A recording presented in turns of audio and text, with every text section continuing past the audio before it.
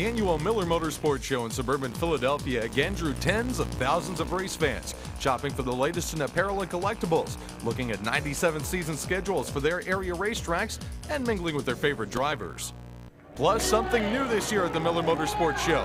In this corner, weighing 490 pounds, professional wrestler King Kong Bundy. And in the opposing corner, Joe Hulk Hall from the Flemington Speedway.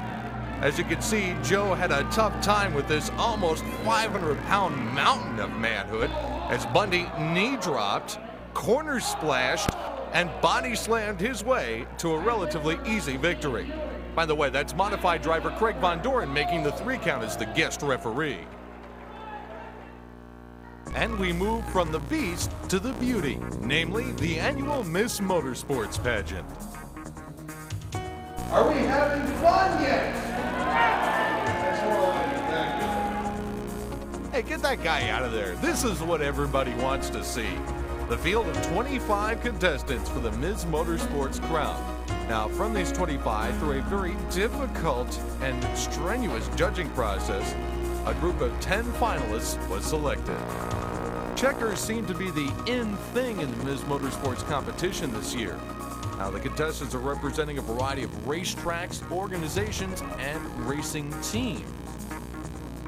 As the tension built to a fever pitch, the defending Miss Motorsports, Melissa Goodling, made her final walk down the aisle before she crowned the new winner. Finally, the moment you've all been waiting for. Which one of these 10 bathing beauties would be crowned Miss Motorsports 97? First, the announcement of the runner-up, Ms. Kimberly Whitehead. And now, the envelope, please. The new Miss Motorsports for 1997. Let's give her a big round of applause. Number 6, Carrie Schuba.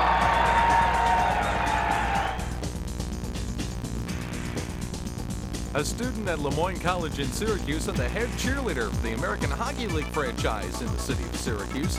Carrie Schuba's favorite track is the Brewerton Speedway. She also happens to be the niece of modified driver Roger Phelps.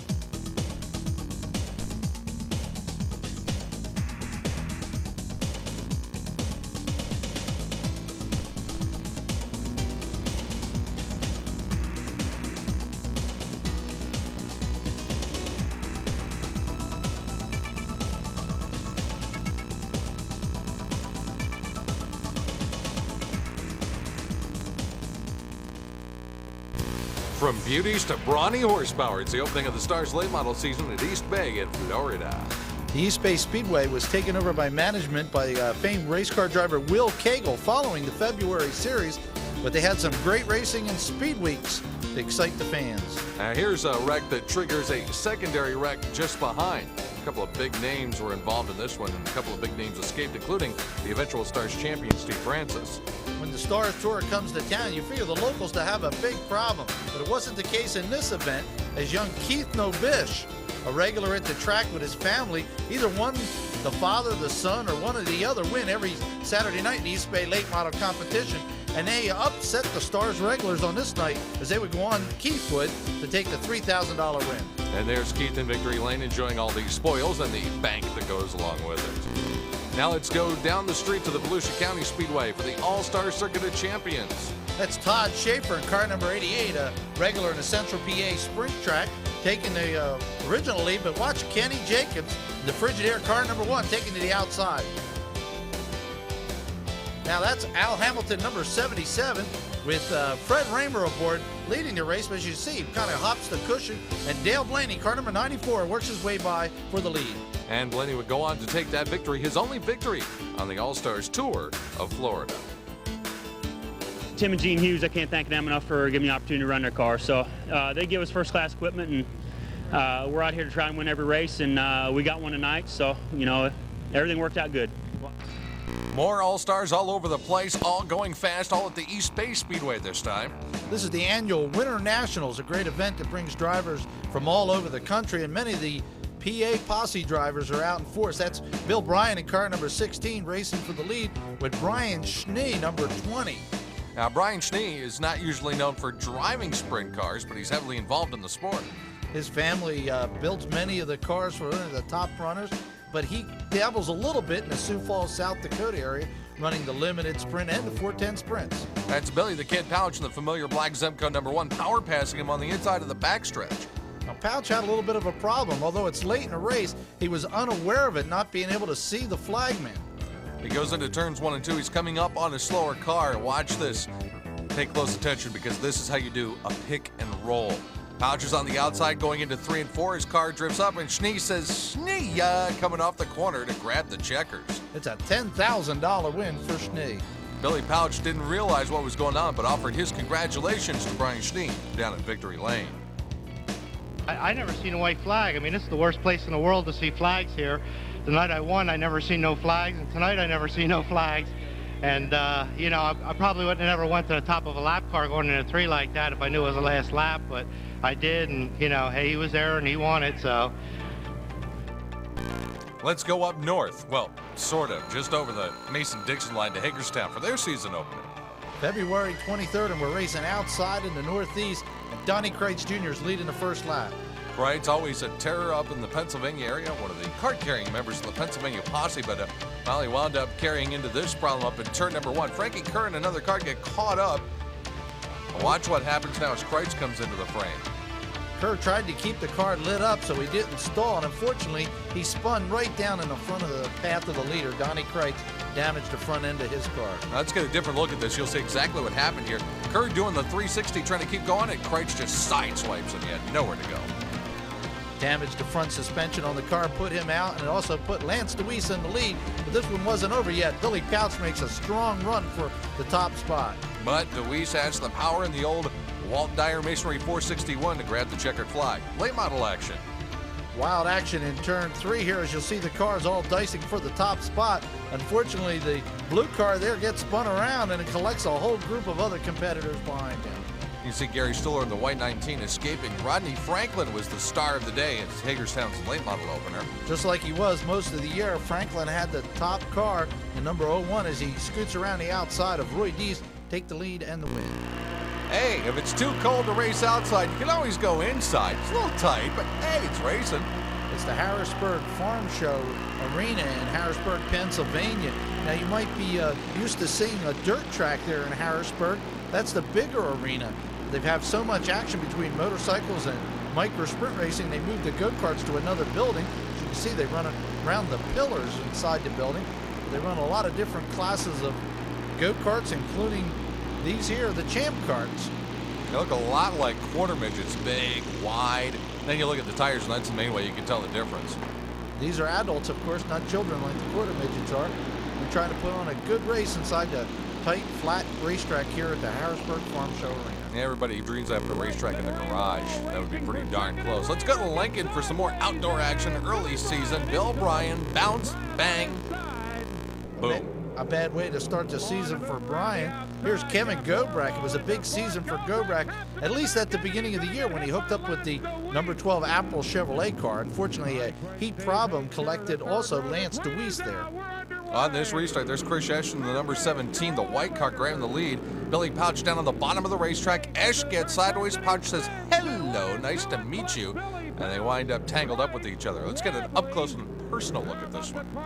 You see Esch, he blamed himself for the early season mistake, had a couple of cobwebs in his driving ability early in the year. Unfortunately, it collected Pouch. And coming off the fourth turn, it is Donnie Kreitz who is holding on to the lead with fast Freddie Raymer charging up in the second spot and trucking right on by.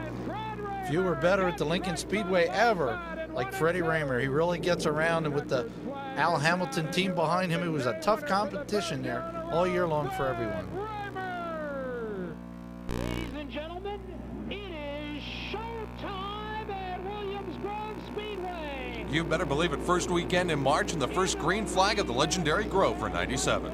That's Mike Wagner to 55, jumping out in the lead with Rod George behind, and big trouble in the corner for the number 8. That was Dan Dietrich. Also trouble for Kevin Gobrecht. Up and over he goes.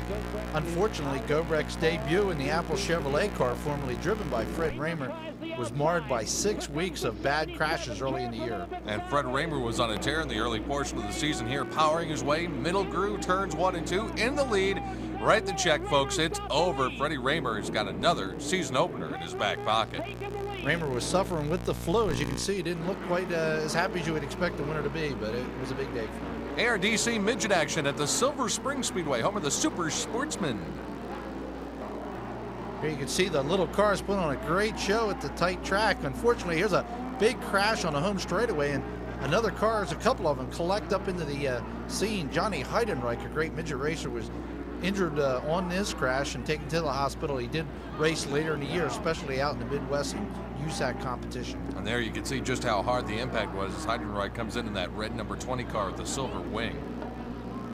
The win goes to Ed Steinley Jr. this day. Steinley would go on to win the ARDC midget driving title in 1997. ARDC midgets also went to the Lincoln Speedway. Now you talk about spreading out.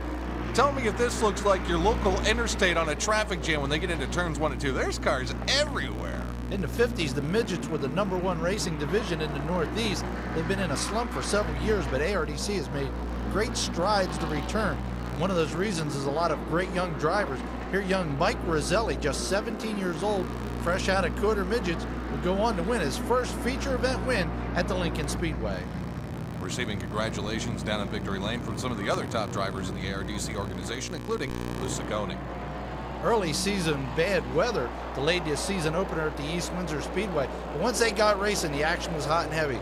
There's Doug Hoppman and the Dieter Schmidt number 5. You'll see him around the outside in the yellow car. And Jimmy Horton this year was in the number 747 Edison Generator car. But the star of the show on this night was Wade Hendrickson in the number 2, definitely avoiding Fritz Eppright tossing a tire. And then Wade would take the number 2 home to Victory Lane. One of many races he won during the year at the East Windsor Speedway. Late model racing, West Virginia style, stars action from the West Virginia Motor Speedway 5/8. Donnie Moran, a perennial top winner wherever he races, works the inside with his car number 99. He'd go on in the Battle Scarped event to win the race. Moran working the bottom lane of the racetrack to perfection. The bigger the racetrack is, it seems the faster Donnie Moran gets. You can see the scars of victory on his number 99. Now on to the Grandview Speedway for some good old-fashioned PA small block action. Tom Mayberry has some problems and pulls to the infield. Up front, more trouble as all the leaders get together. That's Craig Von Doren in car number 114 having his problems, and Chip Slocum in the 61, his car was up in the air as well. Randy Bailey in car number 1, a longtime veteran racer in Grandview, would go on to take the opening night win at Grandview. And Grandview also features a very healthy and competitive late model division. Although one of the drivers in this field probably wasn't feeling particularly healthy after the wreck that he had. You'll see that coming up in a second. Watch this. Ouch! That's what you call a hip check. A couple of the hoods torn off the cars. Some wild action at Grandview in the late models. Terry Barkham would go on to win the opener in the 85 WEEU radio car. There he is in Victory Lane, enjoying all the spoils. And speaking of spoils, well, the night was spoiled for this sprint car competitor when the All-Stars went to East Windsor. Supposed to be the Frigidaire All-Stars, being a cold type event. This guy was quite hot, and here he is. Fred Raymer, car number 77, sizzling as he takes the checker flag in the All-Star event at East Windsor. Dixieland Speedway in North Carolina. Now that's a funky water truck. I'd like to take that to school. It's the ARDC Midgets making a trip south. Doug Borger in the car number yellow, number 77. You'll see him working towards the front of the pack early in the race. Number 75, Lou Ciccone as well, looking to get to the front. But Lou has a slight miscue on his way up towards the front of the field. And you can see him bang his arm in frustration. He knows he's got to go to the tail as Borger winds up winning the whole thing. Now to the Lindis Speedway, micro sprint racing. There could be as many as 70 cars in the headline class every Friday night at Lindis Speedway, and that produces some wild action just to make the feature event. Yep, just because they're little cars don't mean they can't crash big. As you can see, there's an interoval there as well for quarter midget. On this night here was some great racing, but Mike Dicely in the Hyper show car he would go on to take the feature event win. And there he is, car number 44, Mike Dicely. Evergreen Speedway and some asphalt modified action, small block style. Cars head every direction. There's a lot of room, at least, to get out of the way at Evergreen, but you need it with the racetrack totally blocked. That's Chris Almond in the number 1 machine down on the inside of the racetrack, battling it out. Evergreen produces some great Saturday night action for the asphalt modifieds. Many different winners throughout the year. Mike Kuzier would win the track championship this season. More pavement, more square, bigger racetrack, faster speeds, got to be Flemington. Some great Saturday night racing at the Flemington Speedway. These cars run extremely fast speeds. There's the Sal DeBruno number 0 getting into an early wreck there on the home straightaway. This season there was a great duel all year long at Flemington, with the car number 14 having Ken Woolley aboard. Last year it was John Blewett who drove it. Blewett won the championship, although they split each with 6 victories during the year. Now the Outlaws are doing it here at the Hagerstown Speedway. Sammy Swindell slows going into turn number 1. He thought the white flag was the checker. Wrong. Rare mistake by Swindell, allowing Mark Kinzer to slide by for the lead and the win this night at Hagerstown. Making it worse was the fact that the next night, the big main event at Hagerstown was rained out, so Swindell ended up losing the big race. I don't know if Sammy got confused with the flags or if his car had a malfunction there, but he dropped the a few mile an hour there real quick coming down the front stretch. There was some pretty intense late model racing to go with your sprint cars on your plate.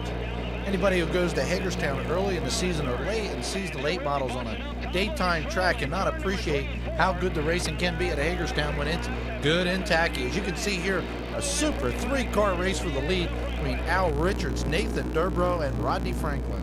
And yep, you guessed it, Franklin was the guy that came out on the top of this 3-way dance as he slips past Durbrow and gets into the lead for good.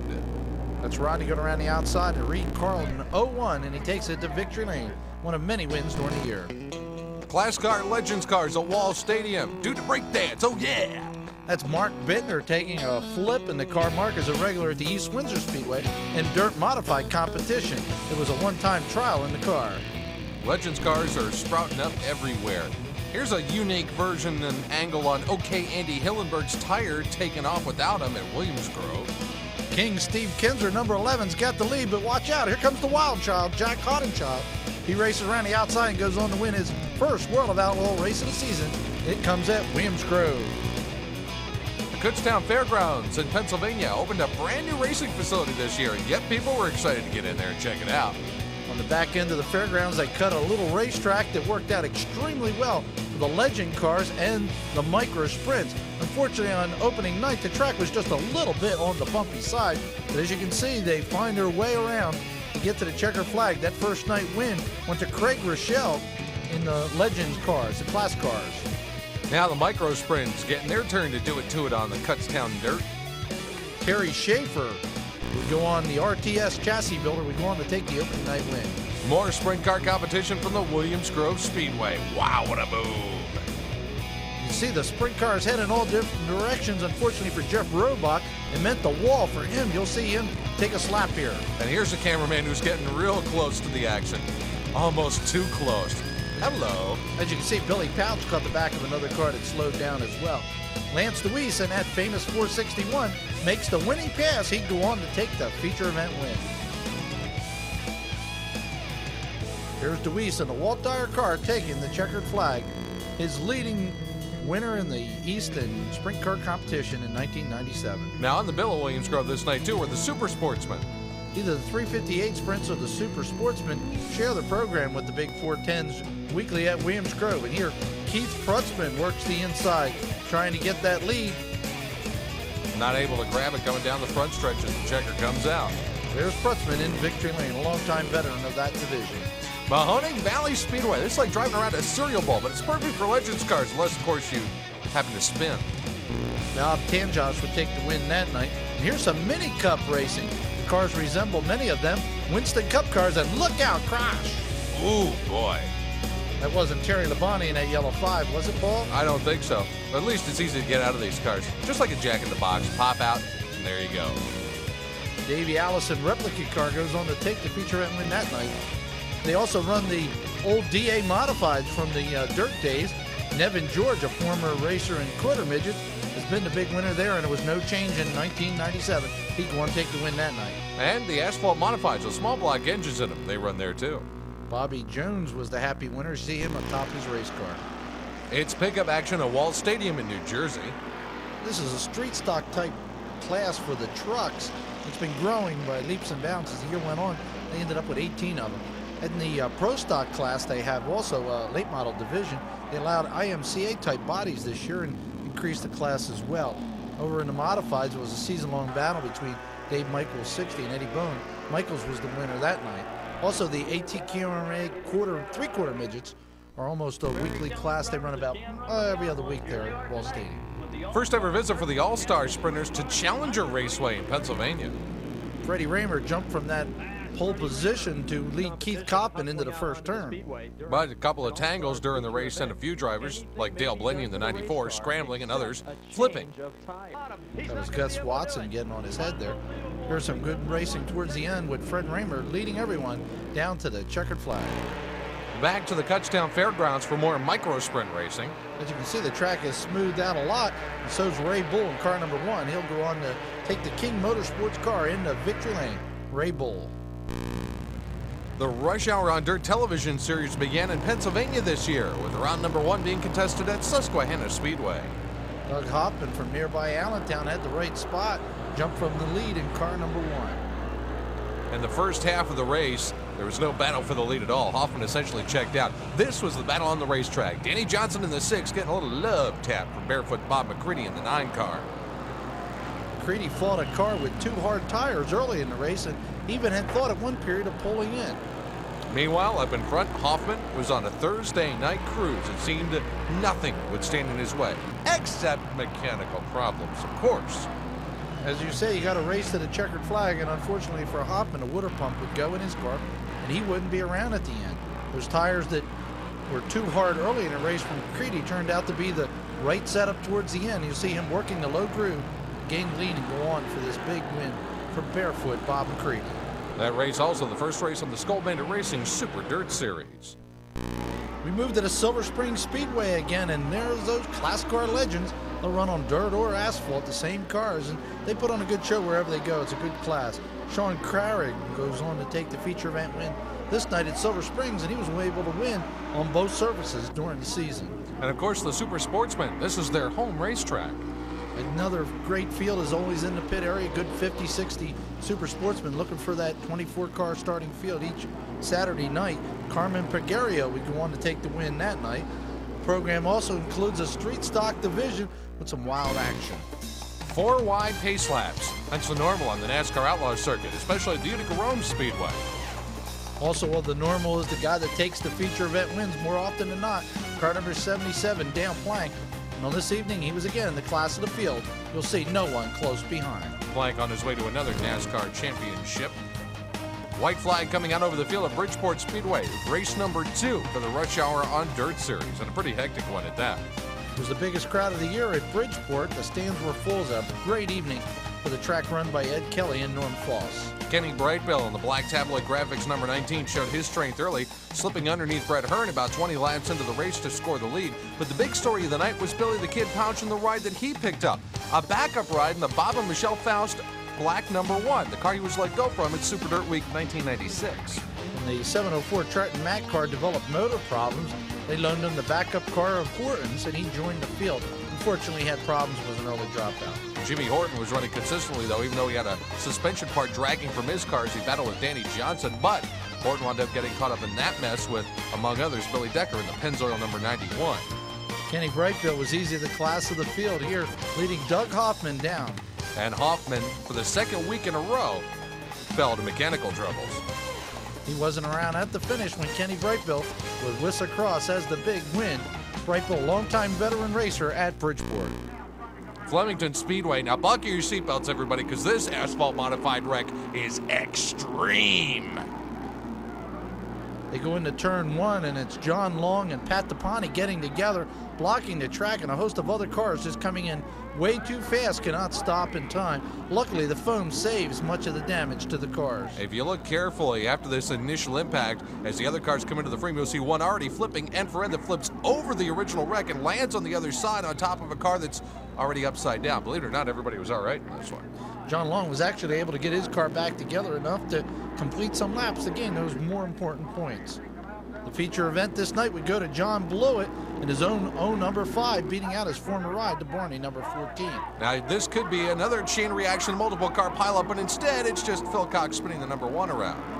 Late models were often the same story as the modifieds, with John Blewett III showing the great driving talent he is. Here he takes his family-owned number 05 late model around the outside to gain the lead.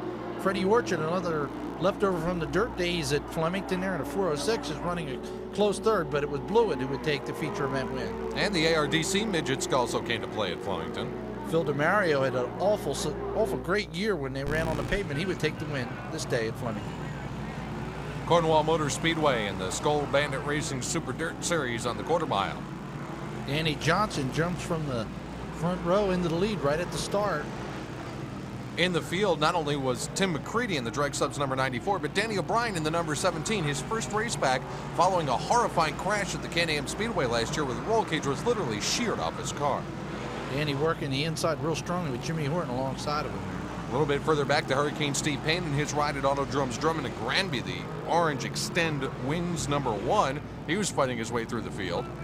Danny Johnson would lead flag to flag to take the win, with the Bob McCready and his son Tim right behind.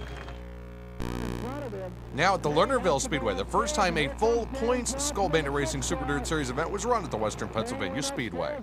This Friday night track is noted for its great multi-groove action. You could see the dirt modifieds quickly found all the different choices on ways of getting around this tricky oval. And for this night, the bottom lane was the better one, and Danny Johnson had the hot setup for it. Harry cruises past the Hurricane Steve Payne in traffic and would hold on the rest of the way to take a commanding victory. It was starting to shape up to be a big year for Dr. J. In Western PA, the dirt modified boys headed back to the state of New York for the River Rage at the Fonda New York Speedway. And action at the Fonda Speedway can accurately be described as a rage, especially when you see what happened on the backstretch about halfway through the race. See a couple of guys getting tangled up, Danny Johnson being one of them, Billy Decker another, and then listen carefully for the pops. We're talking some heavy impact here, folks. There's Roger Loreno's car showing major damage, and Danny Johnson, the point leader in the series as well. His car badly crashed. Tim McCready with the front end pointed entirely in the wrong direction. When they got that cleared up and went back to racing, Jimmy Horton and Jack Johnson were battling. Fred Hearn was out in front, though, and there was no catching him on this evening, as he would go on to take his first of the year on the Skull Super Dirt Series. Hearn takes the checkered flag at the legendary Track of Champions as the Rush Hour Series continued to roll on. And Jeff Hetzler rolled on in this race despite losing a shock on the last lap and finishing on, we'll call it 3.5 good tires. The East Windsor Speedway annually holds the Don Jones Firecracker 50. Don Jones is the owner-promoter of the Speedway. His kids actually run the events weekly now, but they run a race in his honor every year. And here's a wild start for Fritz Upright in car number 8. He gets tangled together with Kenny Brightbill in the corner. And Doug Hoffman charged up through the field and battled with the tender number 18 for the lead, and lurking just behind, another top dog in modified racing, a guy by the name of Horton. Perhaps you've heard of him. Horton made a one last charge around the outside at 3 and 4, but it was Hoffman who would go on to take his 85th career win at East Windsor and edge closer to all-time track winner Billy Couch, who has 92 feature event wins. Now here's something that's lots of fun, a motorcycle demolition derby at Grandview. Announcer Ernie Saxton had the call here, and I'm sure he enjoyed this one, as these guys take each other on in more ways than just one. Now look at that, one guy gets knocked down here. I mean, you're on motorcycles, so it's kind of hard to hit somebody hard. Now watch this, out of bounds, out of the playing field. All right, that's it. This is a version of a hockey fight. The bike goes away, the gloves don't come off, but the slapping starts. I'm not sure if this is like a fight or a wrestling match or what this is supposed to be. There was still some really battling action on the racetrack as well. Here's Chip Slocum in the Lou Cozy number 61 looking to get that lead. He works the inside. Nice squeeze play there by Slocum. It looked like he might have gotten together with another car and had the whole field bearing down on him. Instead, he gets there first for the checkered flag. Chip Slocum, your winner with the number 61. We now move to the Jennerstown Speedway out in western Pennsylvania for the late models of the rule. Some great racing there every Saturday night at Jennerstown. On this night, Bob Arnsberger would be the class of the field, but all throughout the season at both Jennerstown and at Motordrome Speedway, the nearby track, Jeff Dunmeyer, car number 07, would take down the most feature event wins, and he would go on to take the Winston Regional Racing Series Championship. Jennerstown, certainly a beautiful racetrack. And the ARDC midgets, man, they turn up everywhere, don't they? Look at the outside move here as car's number 81. That's Bobby Ciccone looking towards to get to the front in front of his brother Lou, who's in the family-owned number 75. Now look at the way Lou set up to run the outside of the racetrack, just kind of parading around everybody. Yep, you guessed it, Liquid Lou beat brother Bob to victory lane. Orange County Fair Speedway in Middletown and some wild street stock full-fendered frenzy. Ouch. That would give you a negative attitude. Cars spread all over the track, and here's more trouble in the sportsman class. Driver getting upside down on his head. I bet you they all needed some brioche, and I'll bet you the guy that won the modified feature, Bud Chrisman, has plenty of it because, hey, he just happens to be sponsored by brioche. Boy, that was awful convenient, wasn't it? Ho, ho, ho! I thought I'd take my summer vacation and enjoy some racing. Sprint cars at the Tri-City Speedway out in western Pennsylvania. Some wild action here in the corner as James Ray and Paul Long get together. Some full-fendered action late model style as well at Tri-City. Mickey Wright would be the feature event winner on this evening. We stopped at Tri-City. Look at that power move down on the bottom of the racetrack. Almost, but not quite successful for the win. Mickey Wright, winner. Nice job there by Mickey Wright to hang on for the victory. And in the modifieds, the mighty green machine of Brian Schwartzlander was the class of the field on this night. Schwartzlander making a power move up the inside to get the lead.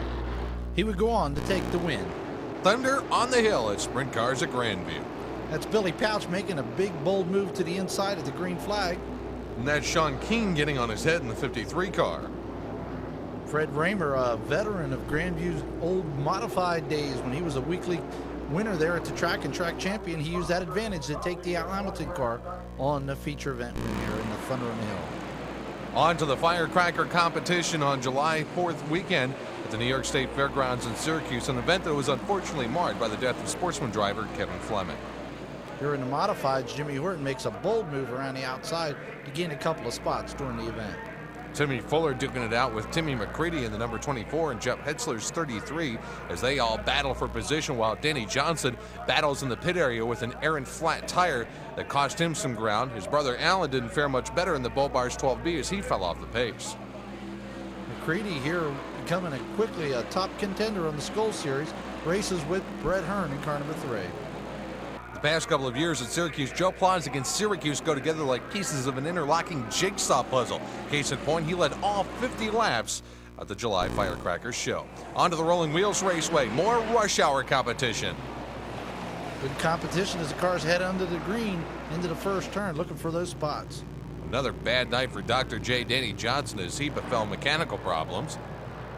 Jeff Hetzler in car number 33 tries to hold the inside line, but he can't do it as Brett Hearn works slow.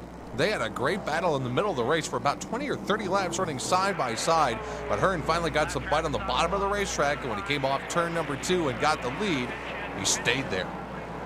You see the drivers tiptoeing across the track trying to hold the grooves. But it was Hearn who would go on to take the win. It was his third consecutive victory on national television. We move now back to the Lincoln Speedway on July 3rd for some sprint car action. That's Jeff Thompson taking a hard flip in car number 10. Now you talk about your classic sprint car races, you probably have to file this one under the classic category. A great two-car duel at the front of the field between, yep, you guessed it, that Raymer guy in the 77 that we keep talking about, and Lance Deweese. Deweese does not run at Lincoln on a regular basis. He spent Saturday night at the Port Royal Speedway, and he was in town for this special event, and the fans loved it as he gave Fast Freddie Raymer all he could handle. Now, they swapped the lead back and forth a couple of times during the course of the race with a lot of this high-low cross action on the Lincoln High Banks. but it was Deweese and the famed Walt Dyer 461 who would eventually win out as they threw the checker flag on this fantastic event at the Lincoln Speedway. I tell you what, Fred gets around this place so good. He got to the front early. I was a little worried. We set up for the end of the race because we figured we'd have to pass late. I was fortunate enough to get the second pretty good. You know, we just kind of moved around on different places of the racetrack running second. I found a lane that was working a couple different places, so I knew if I could catch him, I might be able to pass him. We moved to the Big Diamond Speedway for an annual event they have each year, the Georgie Stevenson Memorial. It's a benefit race for a local charity and also for the drivers. They run for extra money in twin 25-lap feature events. Big pileup here in the first race. A lot of drivers having to just kind of thread their way through it or try to get out of it. Ray Swinehart, car number 33, trying to make his way up to the front of the pack, but trouble. Everyone gets collected. That's Manmiller in the 00 getting pushed up towards the top of the racetrack. Kenny Gilmore in car number 14 tries to wrestle the lead away from Dwayne Howard, but in race number 1, it's Howard who would take the feature event win. And remember, this is a twin bill, so here's the start of the second feature event as they come down off turn number 4. Well, one car spins at the front of the field, and a bunch of other cars, and you've got a recipe for instant chaos. They got cleared out and got back running up front. It was Ray Swinehart, car number 33, the 33 on the inside, racing Keith Trumbo on the 33 on the outside. Ray would go on to take the win. At the Williams Grove Speedway, 10 grand on the line for the annual Mitch Smith Memorial. Mitch was one of the great sprint car drivers in Central PA, or for that matter, for all over the country. Just a fabulous racer, and he was honored with another great event this year. That's Donnie Kreitz in his light blue, number 69, leading the way, but you guessed it, here he comes, 461. Lance Deweese. Now watch Deweese, cranks it hard on the inside of turns 1 and 2 and just out-drags off the corner Kreitz. This race wasn't quite over yet because Kreitz took another shot at him and actually got the lead away for one corner. Deweese makes a patented cross back off the turn to get the lead back. Then he would hold off another last lap charge by Kreitz to lead him and Billy Pouch to the line. A $10,000 win for Lance Deweese. More Independence Day weekend specials. The Firecracker 40 for late models at Grandview. Freedom 76 is the big race of the year for the modifieds at Grandview, but for the late models, it's the Firecracker 40. And there was plenty of firecrackers in this one as cars got spread all over the racetrack. Here's Randy Stout, car number 10, looking to get the lead with Meitzler going up into the infield. Now it's Stout up front a little bit further back. Look at this hard crash on the front stretch. A couple of cars involved. As you'll see, the major damage is their fuel runs out the back of car number 37. And Randy Stout aboard the number 10 car scores the Firecracker Doe. He pulls her into victory lane at Grandview Speedway. Selinsgrove Speedway, it's Pennsylvania Sprint Car Speed Week. It wasn't much excitement as this one, as Fred Raymer started on the pole and he just took off, sailing to the win during Speed Week at the Selinsgrove Speedway. Freddie Raymer going on to win. He's joined in victory lane soon by his wife Debbie and their 3 triplets.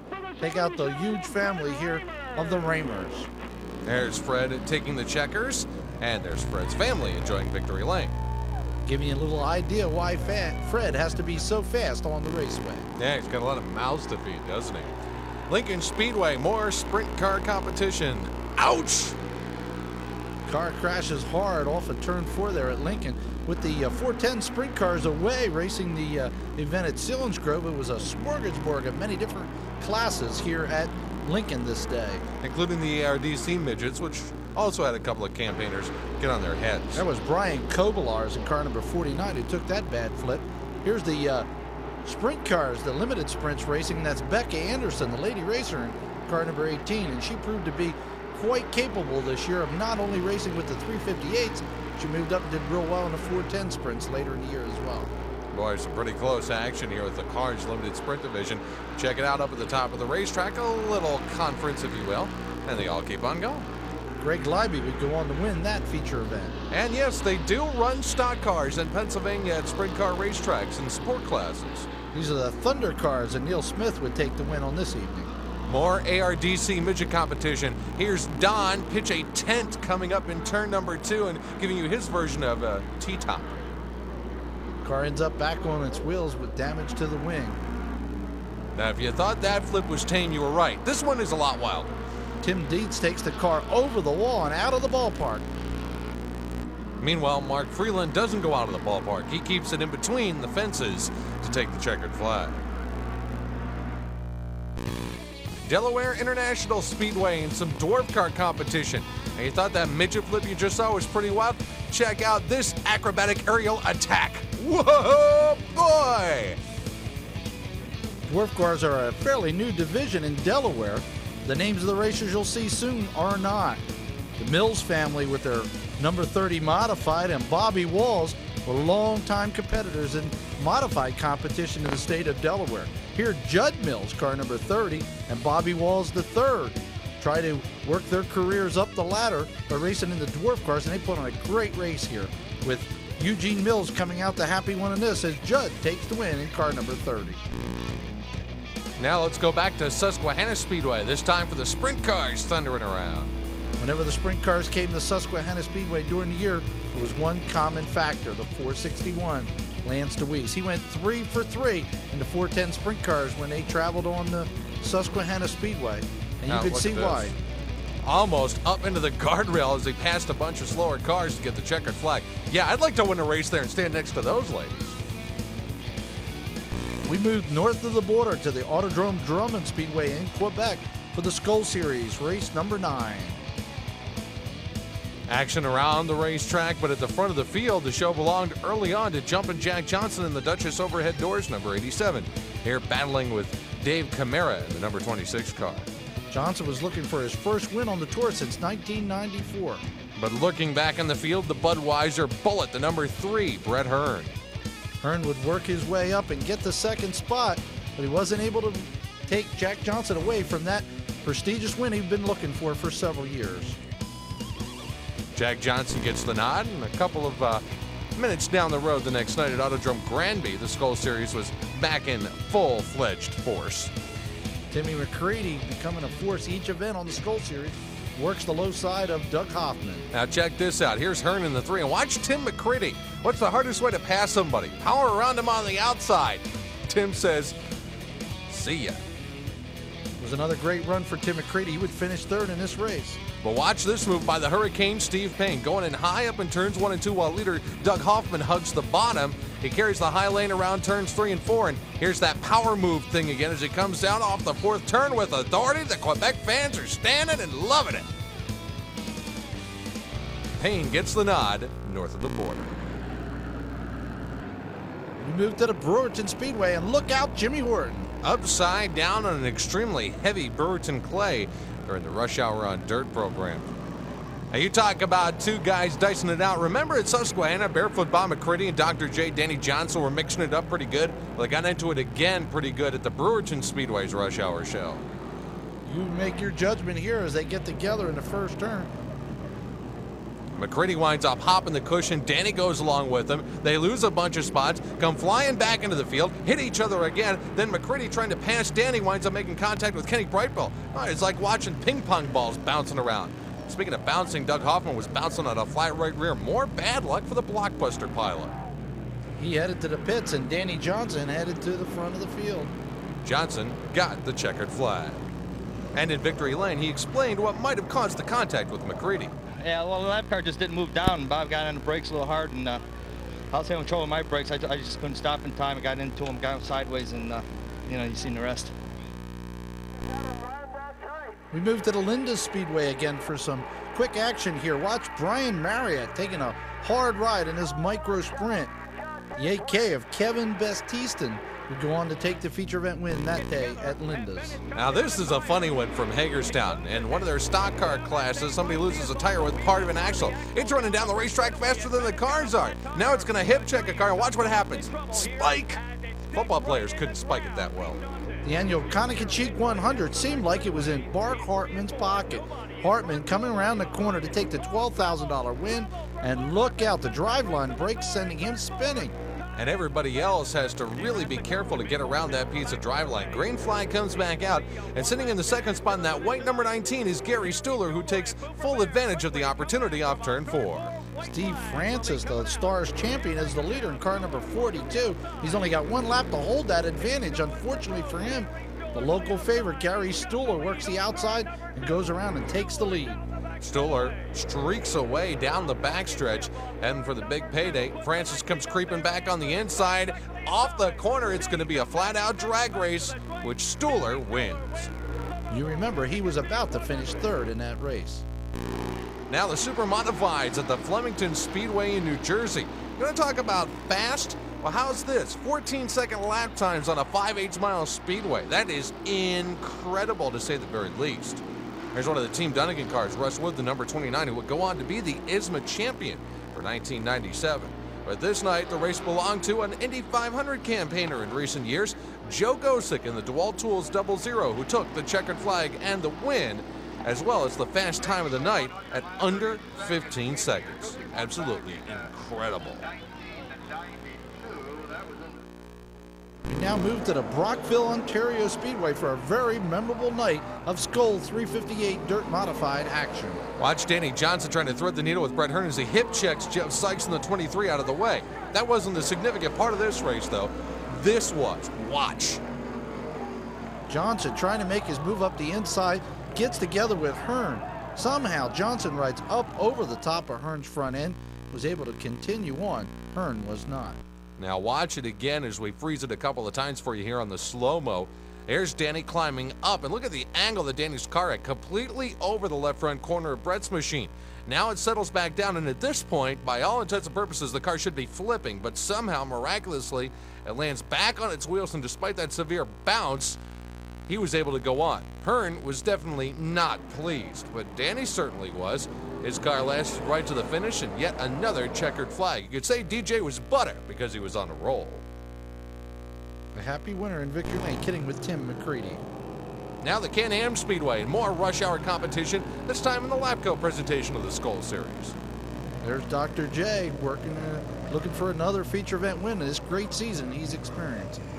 The Hurricane Steve Payne has always done well on the Can-Am half mile. The big block drivers only see it a couple of times a year as they run 358s on a regular basis. This night, Steve started up towards the front of the field and mastered his way around on the tricky slick surface of Can-Am to score the victory. Danny Johnson would end up third and leave as the point leader on the Skoal Series. We move to the Mahoney Valley Speedways for some more action there. Here's some wild street stock action as Steve Parker, Dale Earnhardt, or somebody in the number 3 gets into a wreck. Now here's those DA Modifieds again. These are the old dirt asphalt Modifieds, except they've got 4-cylinder engines on them instead of an 8-cylinder engine. There's that big number 3. This is Nevin George. He loses the lead to Clarence Rupert, who takes around the outside. He'd go on to win. And here's a little fracas at the start of the small block modified feature at Mahoney.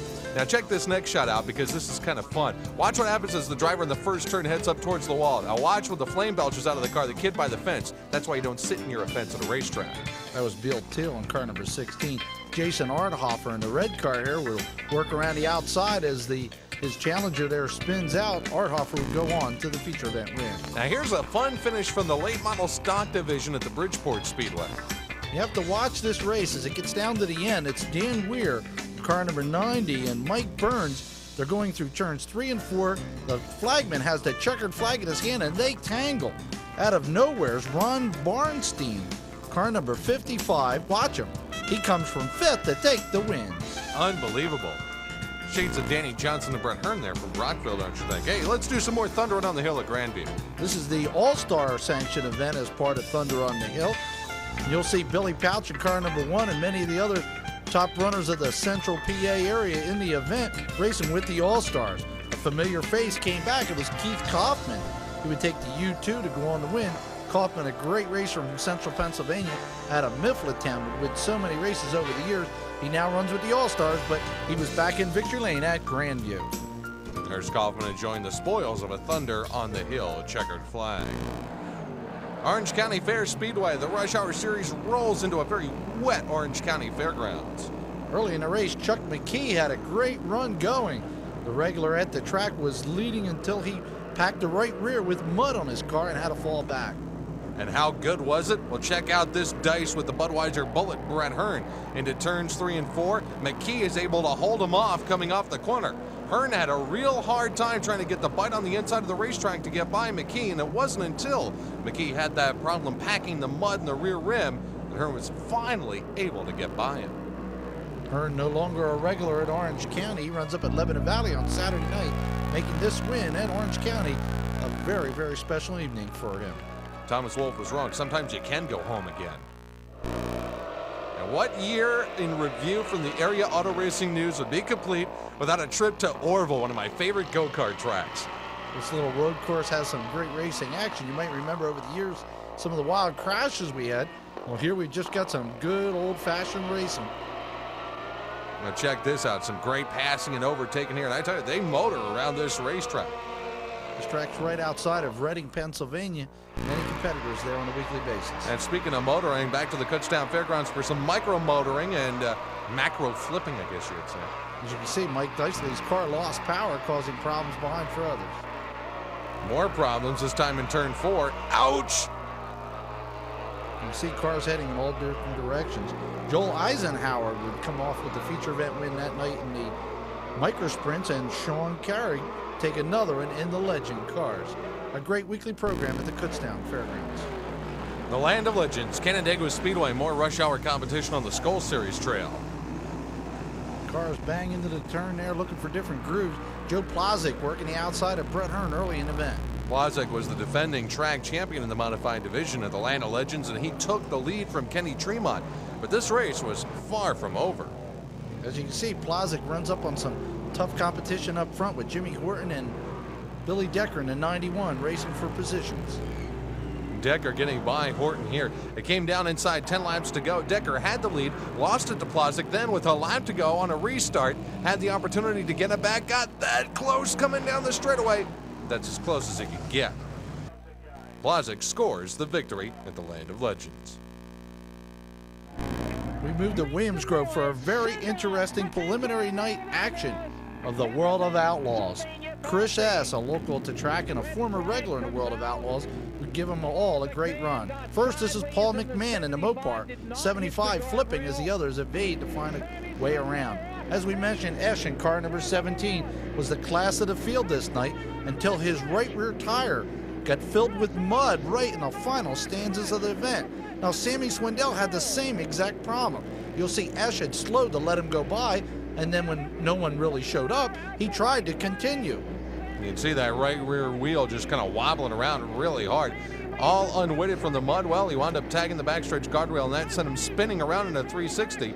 He almost managed to keep it going, but this race is still not over yet. Had the race been able to continue, Sammy Swindell could have limped home the winner.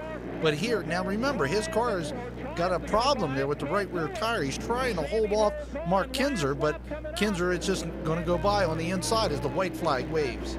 So Kinzer barrels around turns 1 and 2 and checks out on Slam and Sammy to score the victory at the Grove. The right rear tire shimming very bad. Swindell would drop back to 5th at the finish. All in the span of just about a lap and a half. Gold for Mark Kinzer in the 5M. Back to the Grandview Speedway for some more action. This is the Forrest Rogers Memorial, another big event held each year at Grandview. And a big field of cars was looking to get into that feature event. Here's some tight dicing up at the front of the field. That's Randy Bailey, we saw win the opener at Grandview. Unfortunately, it's not going to work for him tonight in the Forrest Rogers Memorial race. Hey, Randy, you can't park in victory lane unless you win when the race is over. Talk about avoiding a crash. Ouch! I wanted to avoid the guy hitting the wall. That didn't mean I wanted to hit the wall. Some more action here in the race as Terry Meitzler in the 21 tries to get the lead, but problems again in the corner. That's Race Weinhardt just stopping short of some trouble in the corner. And up at the front of the field, the dice continued. This time Meitzler finds his way by, and he would take it all the way to the $10,000 payday at the Grandview Speedway. Merrittville Speedway. It's the Skull Bandit Racing Super Dirt Series Niagara Frontier Swing. If you're Danny Johnson, you can't block the low and the high lanes, so you leave the middle open, and Brother Allen just comes tiptoeing through to take the lead in the 14J. It was a good race-long battle between the two brothers and Pete McNell, perennial king of the Merrittville Speedway. And Brett Hearn kind of figured into the mix too in the Auto Palace number 20, but this race was all the AJ Slideway show after that nifty move to get by his battling brother Danny. Allen scoring the front half of a Niagara Frontier doubleheader. The next night, the teams were at the Ransomville Speedway, where $15,100 posted from big buck ticket sales would comprise the winner's share of the purse for the first ever Alex Friesen Memorial Summer Nationals. It was a unique run that Alan Johnson would profit extremely from. As a matter of fact, Pete Bricknell would run second in this race and take home $10,000. He earned every dollar of it. Here he's trying his hardest to keep Alan Johnson behind him.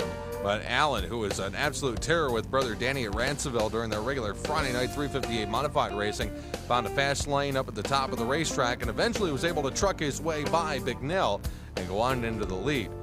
Pretty good payday for Alan Johnson, scoring the bread the night before at Merrittville and then bringing home the bacon the next night at Ransomville to the tune of 15-1 plus. We moved at Lebanon Valley Speedway for the annual Mr. Dirt Track USA event. Brett Hearn, with his sponsors all watching, definitely wanted that Budweiser number 3 car to be in victory lane. But Danny Johnson in the Freightliner number 6 had something else to say about it. Now, Bob McCready in the 9 car here is a lapped car, but watch what Danny does going into turn 3. He drops to the bottom. Hearn stuck behind McCready. Danny's got a little bit of a clear lane and just enough to squeeze his way up into the lead. Once in front, Danny would use the low groove to get by all the lapped cars. You see him sneaking by McCready on the inside. Came down to the final lap. Danny mounts the banks up in 1 and 2. Hearn trying to go down the low side. Danny gets the drag slingshot down the backstretch and opens up a couple of car lengths. One more chance for Hearn as he carries it through turns 3 and 4. He ducks down to the bottom, but it's not enough. Danny Johnson scores a $17,500 payday plus an additional $1,500 for leading lap number 77, the biggest short track payday on the entire dirt circuit. That's some major bucks. When did you think you could get Brett?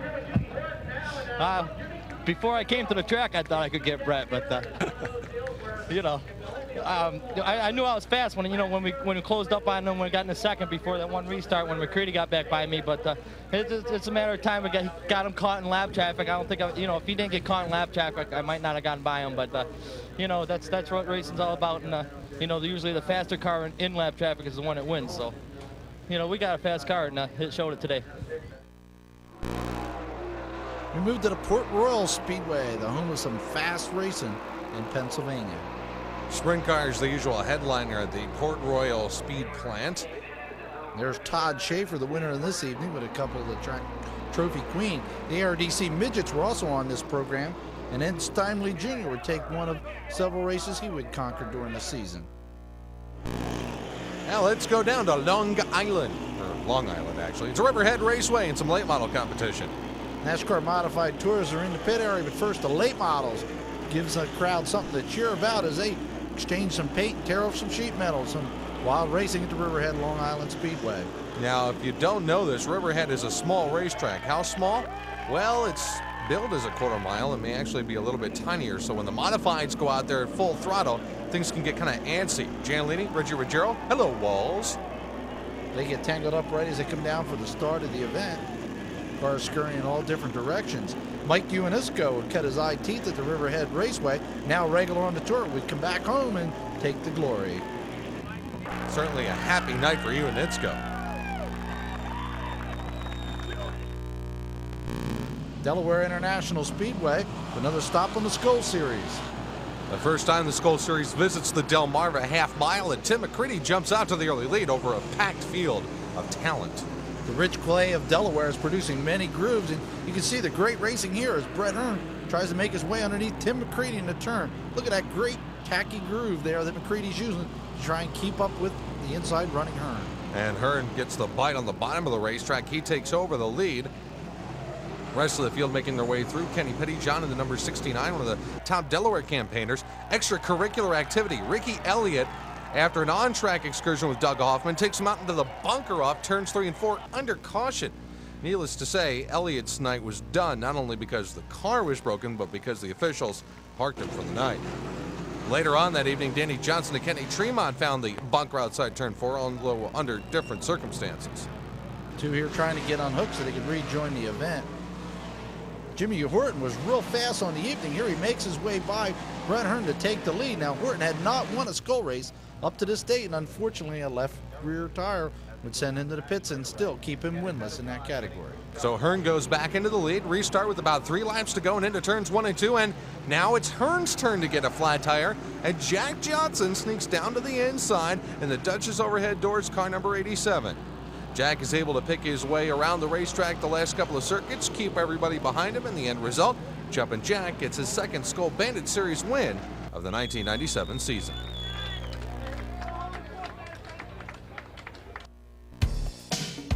Super Modifieds from ISMA at the Lee USA Speedway in New Hampshire for their annual classic event there. Justin Belfiore finds the infield grass as he mows a little lawn. Meanwhile, on the outside of the racetrack, another competitor backs it into the third turn concrete.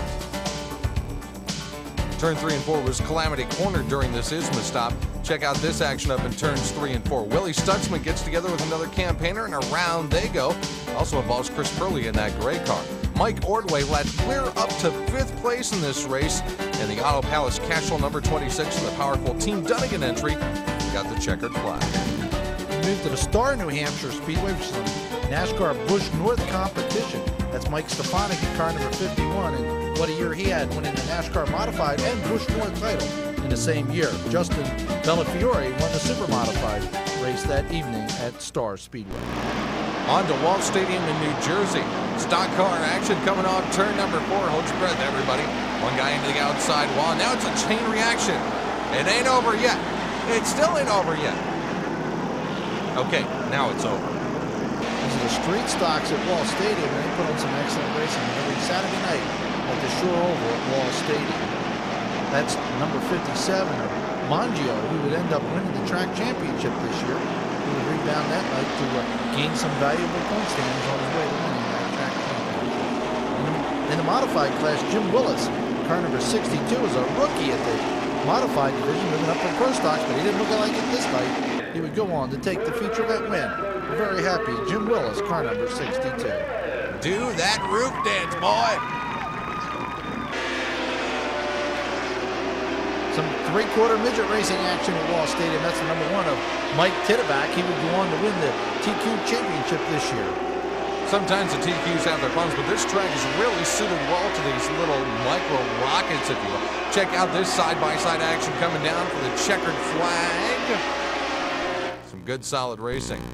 Now, let's go on to Autodrome Granby for the first Mr. Dirt Championship trail race of the year. This is a qualifying heat race coming down off turn number 4. Some action in the mix as Brett Hearn, as he gets caught up in this wreck with Alain Boisvert and Toby Tobias in the number 17. He would have to go back and run the consolation race to make it into the 200-lap feature event. Once the main event rolled around, though, Hearn had everything aligned properly. Here you can see him making his way towards the front of the field. And it's Danny Johnson and the Freightliner car number 6 battling behind him. Switching lanes going up to the outside while Hearn fights his way through some of the slower traffic on the bottom of the racetrack. Steve Payne had his problems in the Extend number 1. The track champion of Granby and Drummond would not win their 200-lapper. Instead, it was Hearn, and the Budweiser number 3 would run away from Danny Johnson. Meanwhile, a little further back in the field, Barefoot Bob McCready and the familiar Kenny Drugstore's car number 9 powering his way up through. Meanwhile, up front, Hearn was on Budweiser cruise control. As you can see, the big advantage he takes to the checkered flag. Hearn enjoys the spoils of victory with Danny Johnson and third-place finisher Billy Decker. We moved to New Hampshire for the NASCAR Modified Tour and the IRL Indy cars. Jan Lady up at the front of the field. That's Mike Stefanik's X6. Reggie Ruggiero in the 44. They're having a pretty heavy dice up at the front of the field.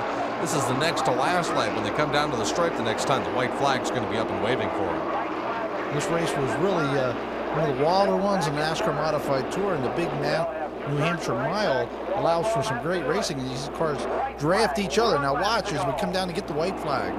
Here's where they break the draft. Stefanik goes down to the inside. Ruggiero goes to the outside. They head up into turn number 1. Stefanik underneath Leedy, but then Ruggiero gets into Stefanik, and all heck breaks loose as the rest of the field piles into Ruggiero.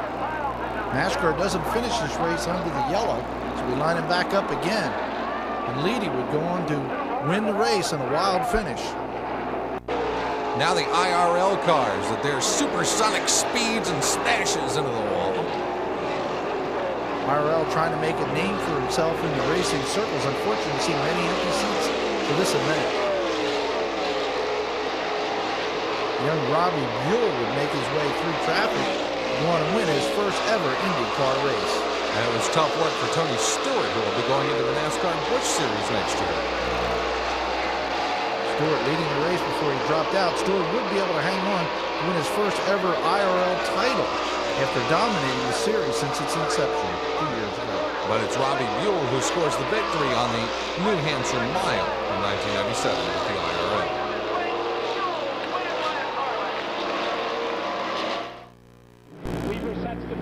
We move to Williams Grove for Twin 20 sprint car action. And action there is, watch. Car goes out over the fence off of turn 4. But that wasn't the big cruncher. Look at what happens to the Lance Dewease number 461. This car is literally shredded apart after this flip. And yep, it's Kevin Gobrecht in the number 12 who joined him in the Upside Down Cake Club. Gobrecht had a tough season and his hopes of becoming one of the kingpins at Central PA sprint car racing. More wild action as another campaigner gets up over and on his head. In between the flips, Chris Esch got busy on the racetrack. You remember Esch ran so well in that World of Outlaw race. Well, he was proving he was not just a one-race wonder. He goes quickly around the outside to gain the lead and win the first of those two twin 20-lap features at Williams Grove that evening.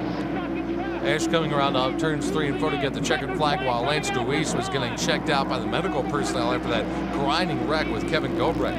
And between the 20-lap segments, Todd Seeley and his motorcycle stunt show thrilled the crowd with some ramp-to-ramp action. First on the motorcycle, but if you like a little sparkle with your stunts, then check this out. Here comes Seeley on a sparkling star-spangled four-wheeler and makes the same ramp-to-ramp jump with plenty of sparkling pizzazz. Evel Knievel was more famous because he missed. Back to the racing. Donnie Kreitz in the number 69, Freddie Raymer in that Hamilton 77, duking it down off turn number 4, coming to the checkered flag, and Kreitz outdrags Raymer down the straightaway to score the back end of that twin bill. We moved to the Black Rock Speedway for a Skull 358 race that would prove to be very interesting. Coming down for the green flag, Todd Milton is your early race leader, and then Dr. J. Danny Johnson is able to squeak by the young Milton to get the lead back. Milton wasn't to be denied, though. Made a name for himself in this event by running with the perennial kingpin of dirt, Danny Johnson. And run with him he did. As a matter of fact, the two of them pretty much outdistanced everybody in this contest. Milton going down to the bottom of the slick racetrack off turn number 4, gets a little extra oomph and winds up coming across in first place. He's got the win. Or does he? Milton rolls up onto the scales. Black Rock, there's green light that indicates the car's legal weight. The green light never came on. Milton's car was 15 pounds light. That gave the win to Dr. J. Danny Johnson. Milton still deserves a lot of credit for a greatly run event against some of the best in dirt racing. We move to the Grandview Speedway for the final of the Thunder in the Hill Speedway Series, and boy, was it a wild event. See that competitor taking a wild flip over. In the event itself, Donnie Kreitz would come out to feature event win, and Billy Pouch stole the heart of many of the race fans. Having a bad problem during the event, he had to start deep in the field. He raced his way all the way through. He couldn't get to the front where Donnie Kreitz held the top spot, but again thrilled the fans that were in the stands for the event. Kreitz would win. Raymer would be the King of the Hill champion. No game plan here. You pretty much just run as hard as you can every lap. The L is played into our hand, and on that red I made one small change, which helped the car a lot also. But, you know, without the yells, we would have never won. Micro sprints also were part of the final of Thunder of the Hill. In fact, they were part of each one. They had to run those as qualifying just to make the big finale event. A.J. Ernesto was having a great season out at the Path Valley Speedway. His car number 85, he's lined up here second. As the green falls, you see the 250 two-stroke cars taking the green flag. He would make his way to the lead and take it home to the feature event win. A big race for the micro sprints in Pennsylvania. There he is, A.J. Ernesto. Hey, it's King of the Can time at the Penn Can Speedway in Pennsylvania. The modifieds run on Friday nights. Butch Tittle in the Z car to Sailorsburg, Pennsylvania, one of the top runners in the big block modifieds in the Southern Tier. Had plenty of opposition on this night, though, because there's some pretty tough guys who run Penn Can Speedway. One of them in a Ford, a guy by the name of Mike Holston. He's in the blue number 51 you'll see coming up in a moment. While Tittle is charging his way up through the field towards the front, not too far behind, Holston is trying to get there as well. You can see he's got a little battle damage on the number 51 machine. While he struggles to get his way through the tight confines of Penn Can and make his way to the front of the field, Butch Tittle is already there when the checkered flag falls.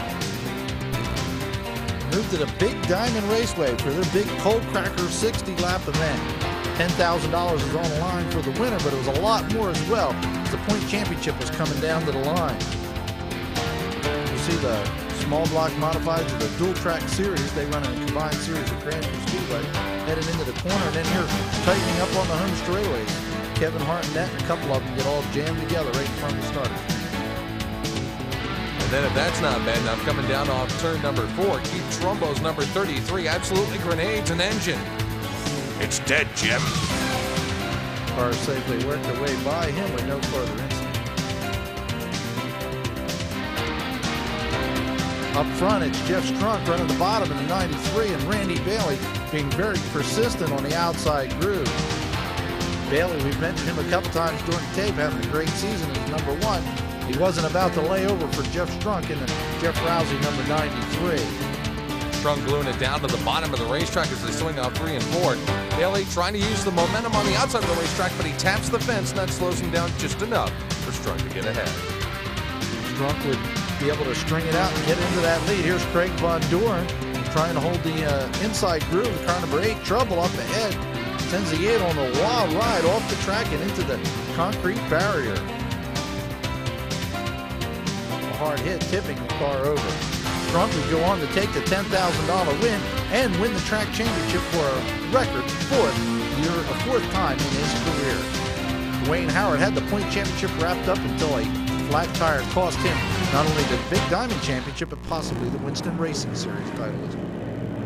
Cayuga County Fair Speedway on Labor Day weekend for Rush Hour in the Skull Bandit Racing Super Dirt Series, and another Brett versus Danny battle as the Mr. Dirt title chase really started to heat up.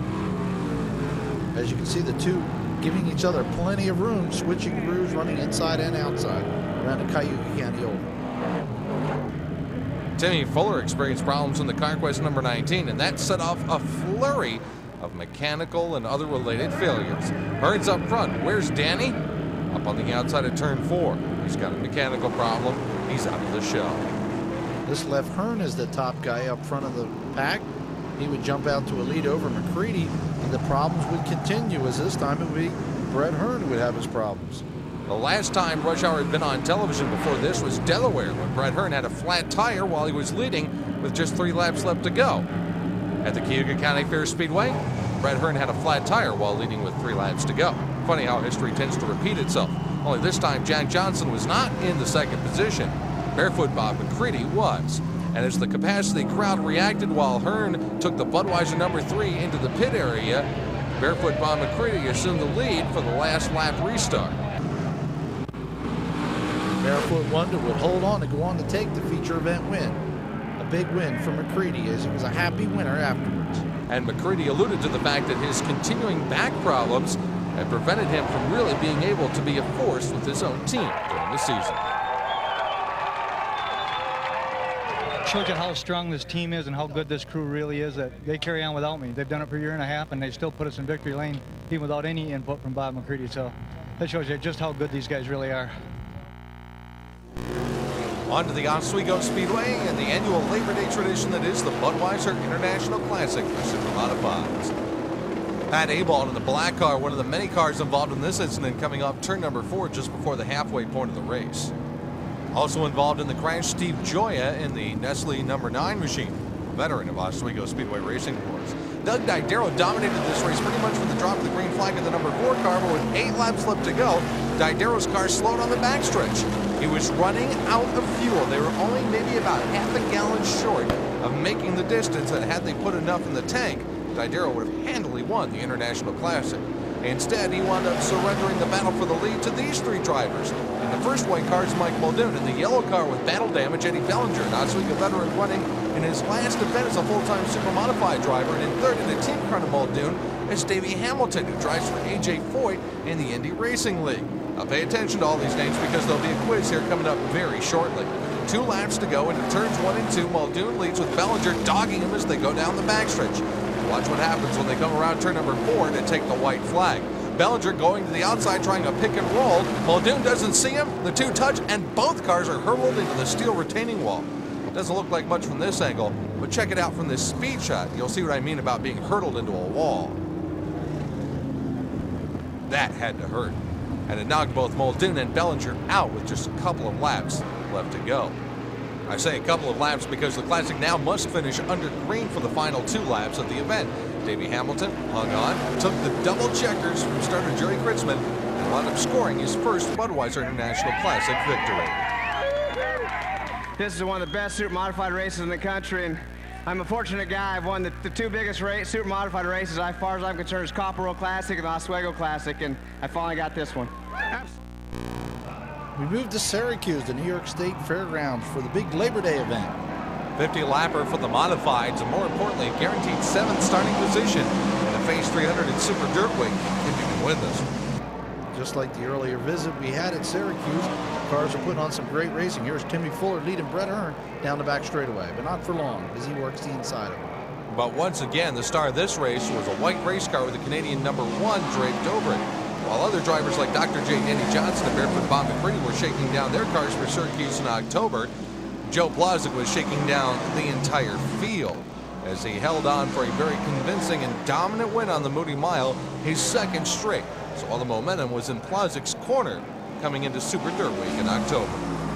He also would go on to win Rolling Wheels later that night for a $12,500 payday. Port Royal Speedway for the Tuscarora 50. Ouch. You remember earlier where Lance DeWeese invaded Fred Raymer's Saturday night home at the Lincoln Speedway to beat him there. Well, guess what? At the Tuscarora 50, Fred Raymer was back for revenge. First, this is Mike Wagner in 55, taking a bad flip down the home straightaway. Raymer in the Al Hamilton number 77 machine lined up 3rd on this restart. Watch him cut down to the bottom coming off turn number 4. It's a 2-bagger. First makes his way to 2nd, then jumps to the top trying to get the lead away from Donnie Price.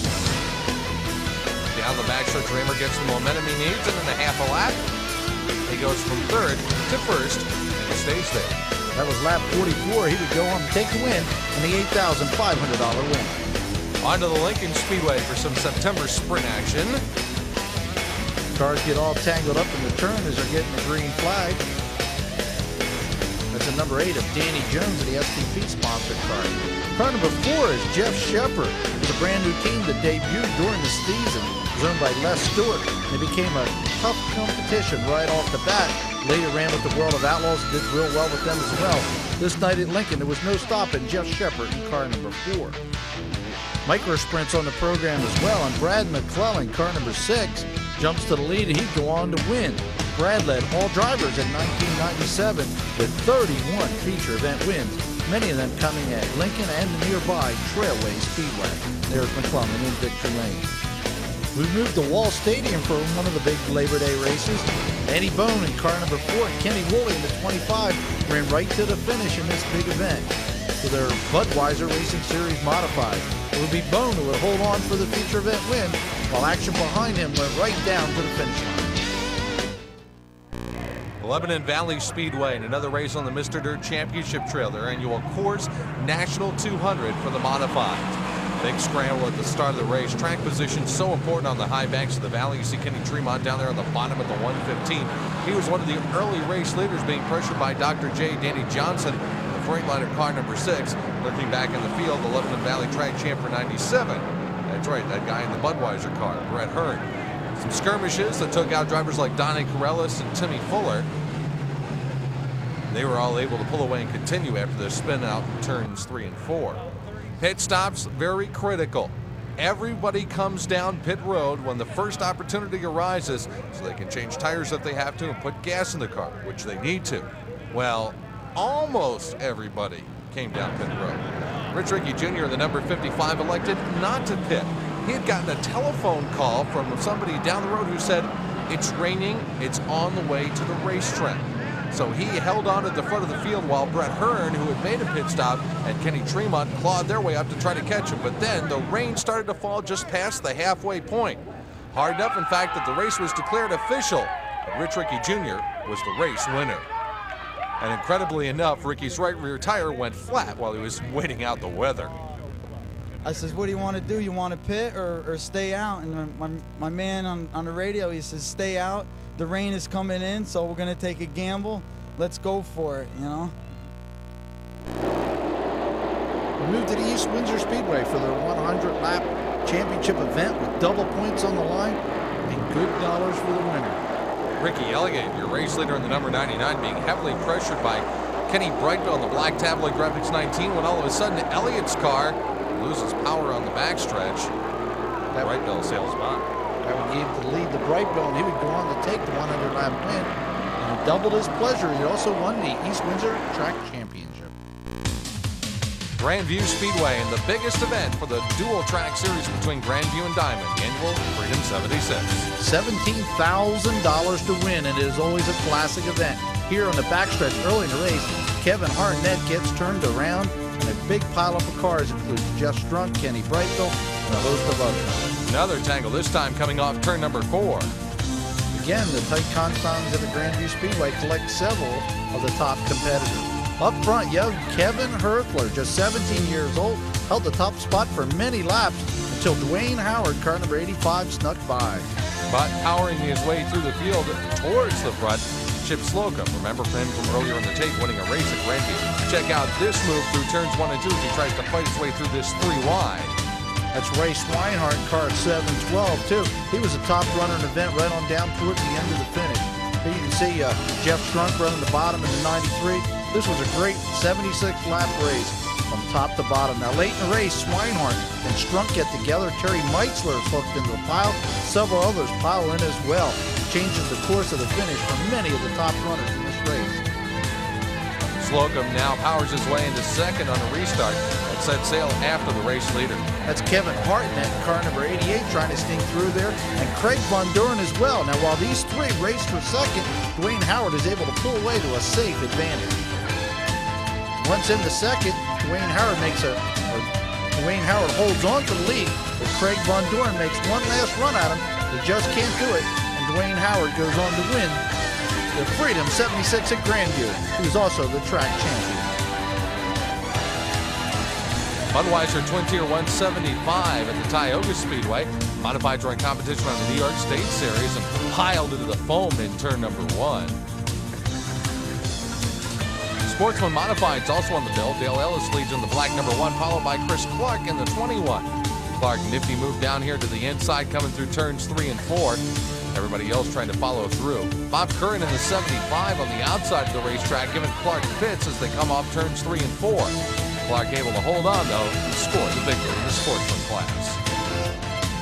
Need some excitement in your life? How about another stop at the Williams Grove Speedway for this wild limited sprint flip?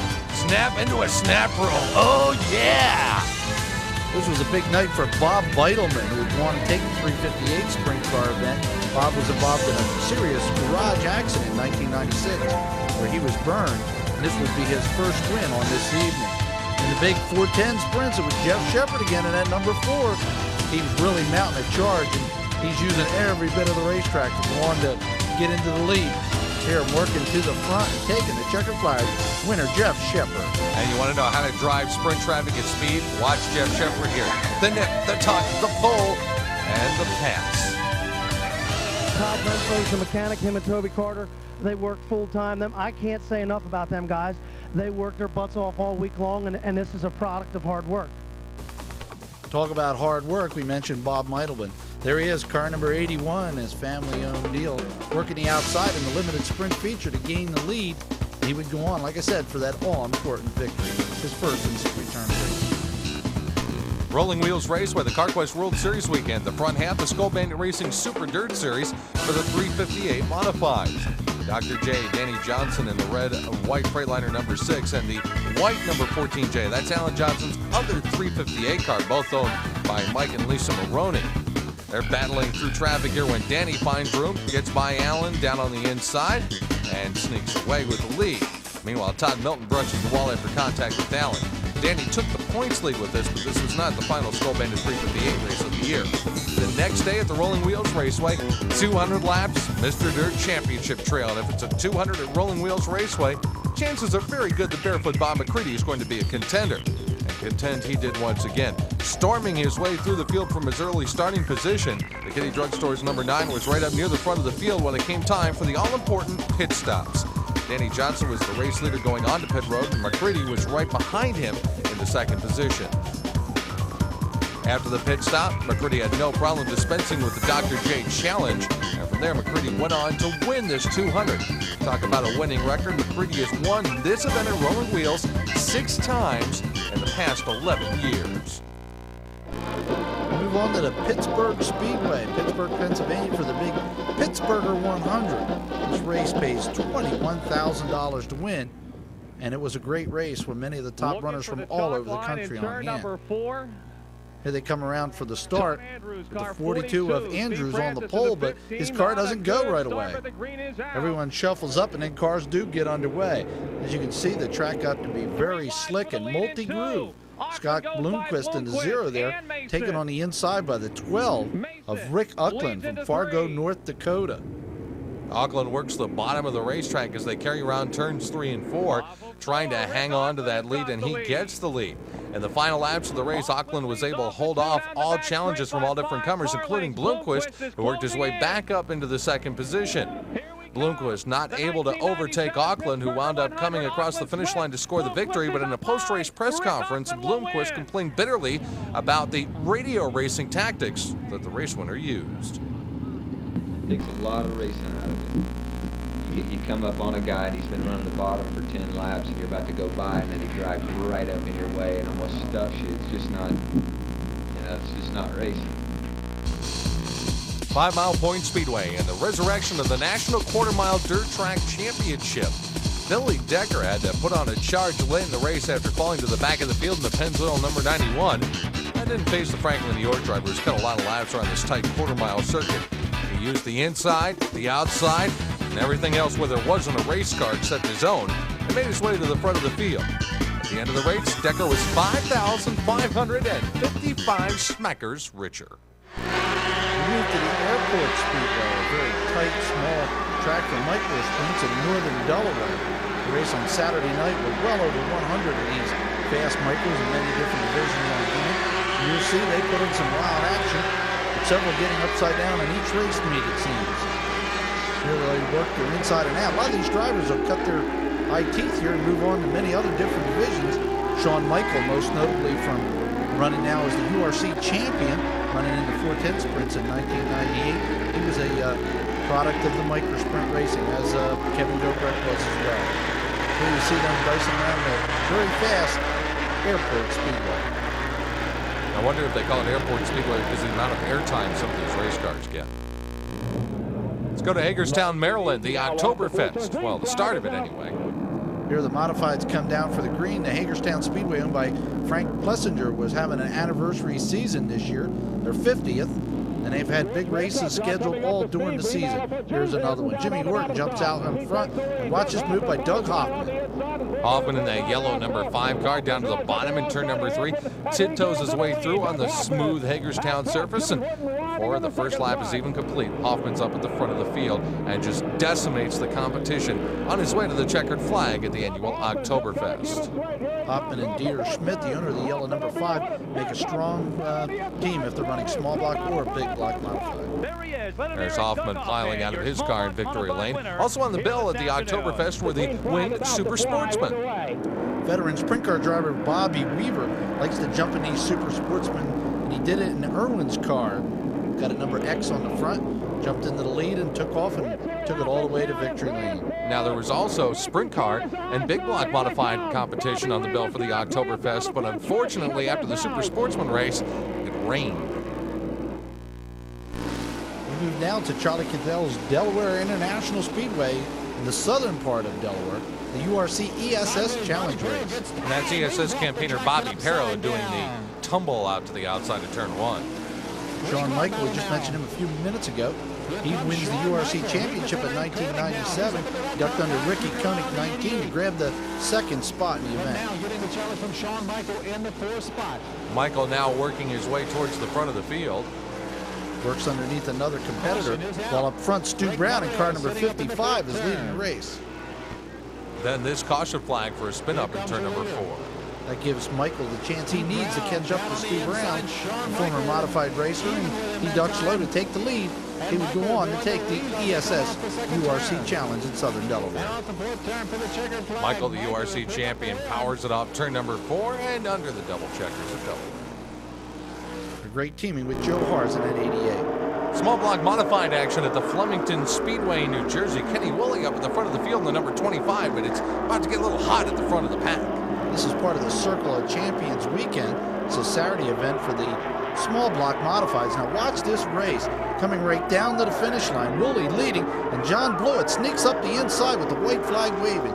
Puts the number 75 at the front, and he would bring it around that last lap to take the victory. And Woolley, who had been leading, dropped clear back to the 3rd position. A tough loss for Woolley and another big win for John Blewett III, a great talent in NASCAR modified competition. Williams Grove Speedway in the annual National Open for the sprint cars. Problem for the Gobrecht family again as their family-owned sprint car gets on its head prior to the main event. Sammy Swindell on the front row for the A feature. Alongside is Jack Houschild, the wild child, with Guy Forbrook, who used to crew for Daniel Lasowski as the new crew chief on the Pennzoil number 22. They got their first victory. At least Forbrook got his first victory at the Grove with Hod's victory earlier in the year. Green's out, Sammy jumps to the lead. That working 5 of Mark Kinzer starting in the 3rd position. You know he'll be a factor before this is over. While Mark Kinzer's working the bottom of the racetrack, Sammy is working and pulling away some more. Stevie Smith Jr. debuted his new Ingersoll Rand sponsorship at this event, and he was going to prove that he was more than worthy. He had a good run.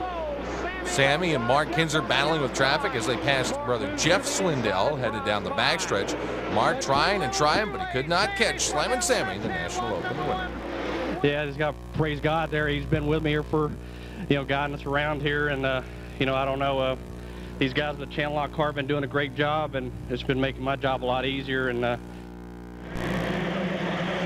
we move to the Waterford, Connecticut Speed Bowl. It always proves to be some wild action for our season review videotape. This is the mini stock division, and well, they may be small, but they still spin like the big cars. Bill Guyette with the victory in the mini stock division. We run several different strictly stock or stock classes. All of them put on some wild action. You can see them real close crossing the finish line. That's Corey Hutchings scoring the strictly stock one. The late models also campaign too, and it's our annual Waterford Broad Sliding Behemoth Ballet. Here we go. A nice pirouette, and a couple of people joining in the fun. Talk about your close races up at the front of the field. Eventual winner Alan Coates going fender to fender with another competitor. There's great paint all the way around the Waterford Speedball, trying to decide who's going to get the checker flag. There's Coates in victory lane, posing with the hardware. And the modifieds headlining at Waterford. And if you think they don't crash like the big boys, just keep your eyes peeled. Jimmy Broderick in car number 42 would win the NASCAR Winston Racing Series Regional Championship, although he didn't collect any points at Waterford since they are not a NASCAR track. He ran there weekly on Saturday nights. It was Jeff Pearl in the number 71 machine who held out the challenges of everybody else in this 100-lap modified contest, and fortunately was far ahead of these kinds of incidents. Check this out. There's a trail of flame going down the racetrack to a car.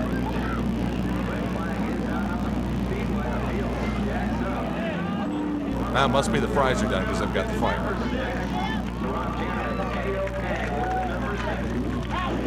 Once the racing got back underway, Todd Ciravalo was really putting the pressure on Jeff Pearl at the front of the field. They went side by side for quite a few laps in this one. Pearl would hold off the win at the end, though, coming right down to the finish line. Good close racing at Waterford Speedball. Fulton Speedway and the Victoria 200 for small block modifieds. That's Billy the Kid Pouch up there in the Billy Pouch lane that he's christened and winning 5 of these races previously. Toby Tobias in the 78 running right on the low side. The Pouch in his number 1. Now this car is not John Semitis' own car, but it's his own by himself. It came right out of his own garage. The grinding wreck that was the centerpiece of the Victoria. Dale Plank, after a little contact with Danny Johnson in the wall, then he gets drilled as the rest of the pack comes in. There's Kenny Brightbell, and the crash still not over yet, as several more drivers piling in turn number 3, including the Larry Welling number 21. It's turned completely on its side in the wreck. Now we'll get a better, closer angle at this on the replay. You see Plank's car gets drilled by Tommy Kinsella, and from there, it's just nowhere to go, and everybody just crashes in at top speed. Pouch saw the accident happening as he was coming off the second turn and dropped to the bottom and was able to drive by safely and keep his car in one shape. In the second half of the race, there was no contest for Pouch. He absolutely dominated the field and just ran off ahead to win his 6th Victoria 200 at over $20,000. We moved back to Flemington for day 2 of the Circle of Challenge of Champions event. And this one was dominated by Mike Stefanik, the Busch Grand National North champion and NASCAR Modified champion. In 1997, Stefanik in his weight number X6 would use tire management and smart driving ability to work his way to the front. Here he passing Eddie Flemke in the black number 11 to get the lead. And once he was in front, he was the man to beat as he ran off to the win. Kenny Woolley in the Dick Barney number 14 would have a good run on the day. The track regular would come home in second, but there was no stopping mighty Mike Stefanik. In his fabulous year that he had during the season, he would take another win at Flemington. The other major dirt track in Delaware, the Seacoast Speedway, playing host to a 50-lapper for the big blocks. We called it the Syracuse Alternative, running during Super Dirt Week. They produced several of the cars out of the Delaware area, kept them home, including Ricky Elliott and the Jay James number 27 and Eugene Mills number 30 with his son Jamie aboard. Jamie was the early race leader, but Elliott, with this deft maneuver, got himself into the second position. See the cars dicing it out. Seacoast was closed during the season when they had problems throwing cars and fans, but they came back to try a couple late season races, including this Syracuse Alternative. And the number 27, the Valley, gets the best of Mills in the drag race on that restart, goes up into the lead, and carries it all the way to the finish. Ricky Elliott, a winner at the Seacoast Speedway. Ironically, a track that he actually went to court with one time regarding his eligibility to race there. Ricky Elliott, winner, car number 27. On to the Lincoln Speedway and the Kenny Weld Memorial. Kenny Weld was a legendary race car driver, builder, and innovator who died of cancer during the year. The track, Lincoln, where he won many of his races, now holds the memorial race for him each year. And Jeff Shepard in car number 4 was easily the class of the field, leaving many wonder just how many races he would have won if he had hooked up with this Stewart car earlier in the season. But it wasn't entirely easy. Freddie Raymer was right in the thick of things in the number 77. Check out this exchange when they come down off turn number 4. Shepard lets the car drift up. Raymer goes down to the inside, then ducks out, then back in, going for the slide pass at turn number 2. He slides up and Shepard says, no, I don't think so. Shepard would take it on the victory lane. Another big win for the Shepard team. You're a young'un, but I know if you haven't seen him race, you've heard about him racing, and that's Kenny Weld. Yes, I have, and this is a good deal that we can raise money for this, support the cause and stuff like that. And I feel good to be here in Victory Lane because I know he's been here 100 times, and I feel like, that kind of gets me a little closer to the goals that he had, you know what I mean? You got to set yourself a goal and a sight, and that's where he was, and I'd like to have one day, maybe a Memorial Day for me. Syracuse and Super Dirt Week with an added attraction. 2 of them, in fact, the first ever events for the street stocks and the sportsmen at Dirt Week. This is giving the young drivers on the dirt circuit a chance to shine in front of the big crowd during Super Dirt Week at the New York State Fairgrounds. Beautiful field of street stocks gets the green flag. Unfortunately, pole sitter Flan Hart has a magneto problem. He doesn't even make it through the first lap of this 20-lap contest. Up at the front of the field, Tommy Barron at the yellow 28 led early, but was pressured by Fonda Track champion and eventual Mr. Dirt Street Stock champion Kenny Martin in the Monte Carlo body number 93. Martin made this pass on the front straightaway to go into the lead, a lead he would not relinquish until the finish. Unlike the first event for the street stocks on the mile, which was held back in July and featured a couple of rollovers, this was about as major as an incident as you would get during the course of this street stock contest at the fairgrounds. And Kenny Martin emerged a very happy winner, the first ever street stock winner as part of Super Dirt Week. The Sportsman turned out a huge field, which was whittled down by time trials, consolation races for the running of their Save-On Sportsman Championship. Jim Sorensen started on the outside of the front row in the number 77 and timed the start beautifully as he led the Oklahoma Land Rush down the wide front straightaway at Syracuse to go into the top spot in the early going. A little bit further back in the field, some heavy-duty dicing and racing action involving several campaigners. Watch what happens going down the backstretch. Everybody filtering through now looking for racing room on this opening lap. One driver gets caught up a little bit short going down the backstretch. Jason Barney in the number 87. Flattens the left front tire, winds up digging into the berm that protects the cinder inner track and the actual outer racing surface. Barney knocked out of the running, as well as eventual Mr. Dirt Sportsman champion Jim Gabriel Jr. as he had a severe rear end problem in the number 1J machine. While Gabriel was trying to cure that problem on pit road, Sorensen cured his ills by scoring the first Sportsman victory at Dirt Week in the number 77 car. Very happy Jim getting up on the car in victory lane. Then it was time for the 358s to take their turn, and the race got a little ragged right at the start. Actually, it didn't even make it to the start because there was this pile up in the back of the field before the green flag even flew, Len. Cars scattered all over the race, and unfortunately, a couple of them never did get to take the green flag. The green flag for the Prolonged 200 as 60-some race cars charge their way into turns 1 and 2. One of the most hectic moments of any race at Syracuse is that first green flag. Cars have to filter their way down to one racing lane, and that's a pivotal part of the event. Pit stop's also a pivotal part of the race. Dr. J. Danny Johnson in the Freightliner car number 6 bringing his way in this race 200 kilometers or 125 miles. Just a splash of fuel for Danny Johnson as he rolls the Freightliner number 6 off. And Billy Decker brings his Adam Ross Pennzoil car in for the same thing. A splash of fuel. And hopefully they've got enough gas in the tank to go the rest of the way. Back on the racetrack, Danny battling for position on the racetrack with Kenny Tremont in the number 21. Tremont was a victor the year before, and he was looking to make it 2 straight. Meanwhile, Guy Sheldon in the number 18 was leading with Decker closely following behind until Sheldon got out of shape in turns 1 and 2 and brushed the 18 car up against the wall. That gave Decker the race lead, with Tremont running right behind in the number 2 position as the laps wound down.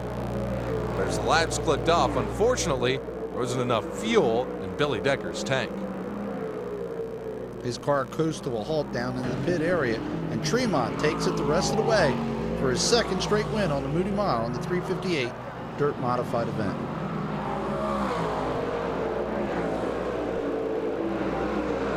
Oh, it's definitely an uplift, that's for sure. You know, hopefully we can look forward tomorrow, take a little bit of this momentum, and maybe can use a lot of it tomorrow. I sure hope so. Now onto the granddaddy of them all, the Phase 300 at Super Dirt Week.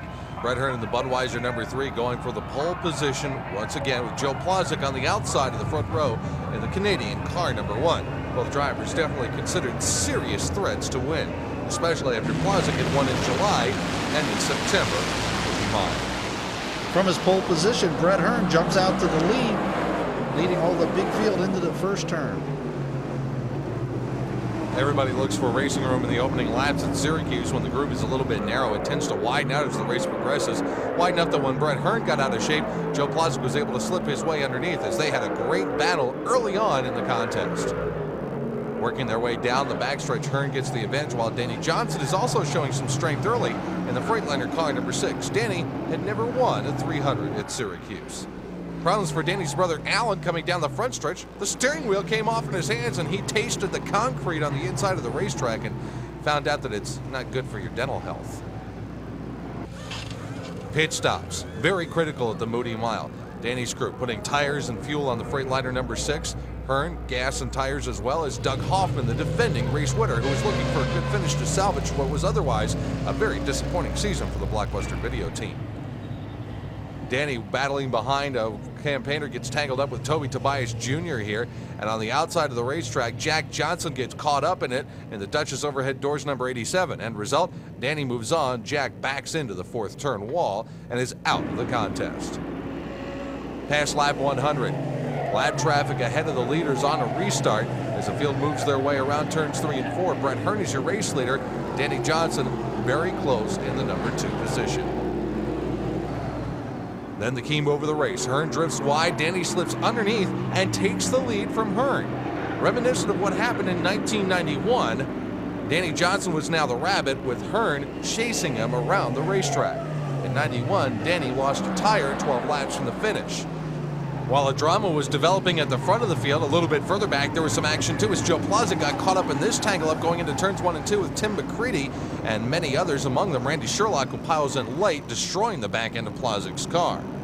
Plazek is knocked out of the running, and with a couple of laps to go, Jeff Hetzler has closed in and passed Brett Hearn. He's in the second spot, and as the white flag waves, leader Danny Johnson has smoke coming out of the back of his car. And his crew chief, Charlie DeAngelis, is concerned as to whether they have enough fuel to make it the rest of the way around to the checkered flag.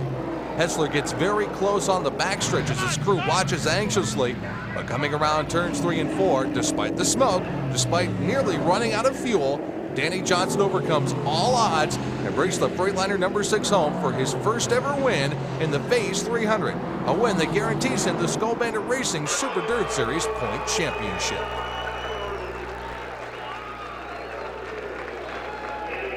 I thought the car was running out of gas and started slowing down, and I really thought that it wasn't going to make it, but the Lord was on our side, and everybody above us was looking down, so that was our race. It's the big fall classic at the Hagerstown Speedway. Hey, wait, that's my favorite Wendy's hamburger. Oh, that's the race we're talking about. I'm sorry. These are the late models, and it's Rick Eckert in car number 24 and Gary Storr in the number 17, the 01 of Rodney Franklin, all going for the win in this big late model race at Hagerstown. Now, during the season, Rick Eckert had been away racing on the Stars Tour, but he brought the Ray Vesso number 24 back to familiar grounds at Hagerstown, and he would run off with the late model portion of the big classic. Rick Eckert, car number 24, taking the win. There he is, the happy driver. The sprint car shared the program, and that's Shawn Michael, number 88, now running with the 410 sprint cars, leading Lance DeWeese.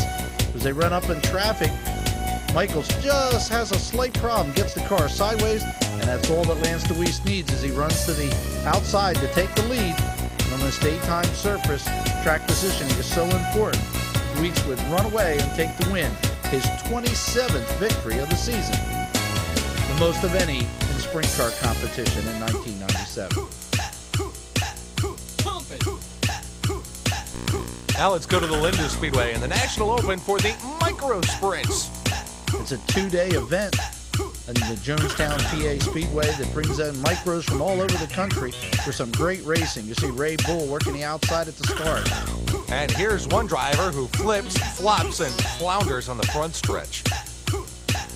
Racing continues with some good competition up front. These micro sprints run at many of the different tracks, and they all get together for this high-paying National Open at the Linda Speedway. Here, more trouble as cars are collected, 2 of them flipping over. Hey, it looks like a Doublemint Gum commercial. Mike Dicely in a 44 works the outside here. In his Hyper sponsor car, he's trying to get to the front with the chassis that he builds. He gets together with Ray Bull and a couple of them, and they all tangle together in the turn. And Bull winds up getting upside down. Indestructible. Good competition up front with Butch Harrington, car number 3, getting the lead, and Harrington would go on to win his biggest ever in micro sprint competition in front of a stellar field at the Linda Speedway. Legendary Pennsboro, the Dirt Track World Championship. Some wild action in the turn as the cars skirmish around. Now, Rodney Franklin in the 01, the big winner at the Hagerstown Speedway, unfortunately got collected up and he was knocked out of the event. When you get to the Dirt Track World Championship, automatic contenders that you would think of that would be in victory lane, names like Freddie Smith, John Mason, Scott Bloomquist. How about Marshall Green? Green 24 from Dalton, Georgia was the big story of the event. He jumped out front there and took off with Freddie Smith in the 00 chasing him down, and Wendell Wallace in car number 6, a big run on the Habit Tampa circuit. Wallace running 3rd at this time of the race. Some grinding wrecks in this year's Dirt Track World Championship. Involved in this one are Tim Hipp and the man who is the 1997 Stars Late Model Champion. The number 15 is Steve Francis. Pretty heavy damage to those cars. What could possibly be the last event in this chapter of this great race? Green took the lead and held on. Now here you'll see he's got some problem. His car is smoking. The right rear of his car has damage from an earlier wreck. And speaking of wrecks, here's another one a little bit further back of the field. And one driver gets crossed up. And in Pennsboro, the track's really not wide enough. You always wind up collecting a couple others. Now here's an interesting bit. Here comes Green down on the front stretch. He's stopping, and somebody's actually bending back the bar in the back to get that piece of fiberglass back down where it belongs. And they put him back in the lead position because that happened under a caution flag. He would then take it the rest of the way to the final laps of the race to go on and take this $50,000 to win race with his car still smoking. Meanwhile, Freddie Smith got into it on the final lap, but was still able to hang on to the second position as Green was your winner. When I seen this thing smoking earlier there a couple laps ago, I said, Lord, we've come this far. We're this far away from home. I don't think nobody here knows us. Please let us win this race. We move to the Delaware International Speedway again for their annual visit of the Open Sprints. With Billy Couch on the pole, you got to write this one off right from the start. At least you think so when he jumps out front from the beginning. Pretty hard crash here as the number 7 machine gets trashed in turn number 2. While Billy Couch was up front all by himself, Lance Louise was coming from deep in the field. That's Tim Schaefer now at the wheel of the Apple Chevrolet car. He's being passed by Louise, who's working his way towards the front. As you can see, Couch is nowhere to be seen. He was way out in front. Louise made a race out of it. Couch really smoked him, literally. Also on the bill in Delaware, an open competition modified/late model race, meaning if you had a late model, you could race it. Well, Kenny Pettyjohn, who regularly runs a late model at Delaware, was one of the only people to show up with his late model to compete against the modifieds. By the way, he runs a modified too. Greg Von Doren going around early in the 114. So how did the late model do against the modifieds? Well, how's this? This is the last lap. Bobby Wilkins coming up in his car off turns 3 and 4, tries to get to the inside of Pettyjohn, but no, the late model schools the modifieds. Delaware. Wow. Orange County Fair Speedway, the Eastern States 200, one of the oldest championship events in Northeast Motorsports. Freightliner number 6, Danny Johnson locked in a pitched battle for the Mr. Dirt title with Brett Hearn. All Brett Hearn needs to do is get a good finish. All Danny has to do is beat everybody else and win the race. Those are the scenarios for the Mr. Dirt title coming into this contest. Both drivers make their pit stops without too much of a problem. Now the weather is against everybody today because it's gray, cloudy, and wet. So Kenny Brightwell decides to take a gamble, and while he stays out on the racetrack, Brett Hearn completely grenades a motor. Definite bad luck for the Jet as he wound up on the sidelines early.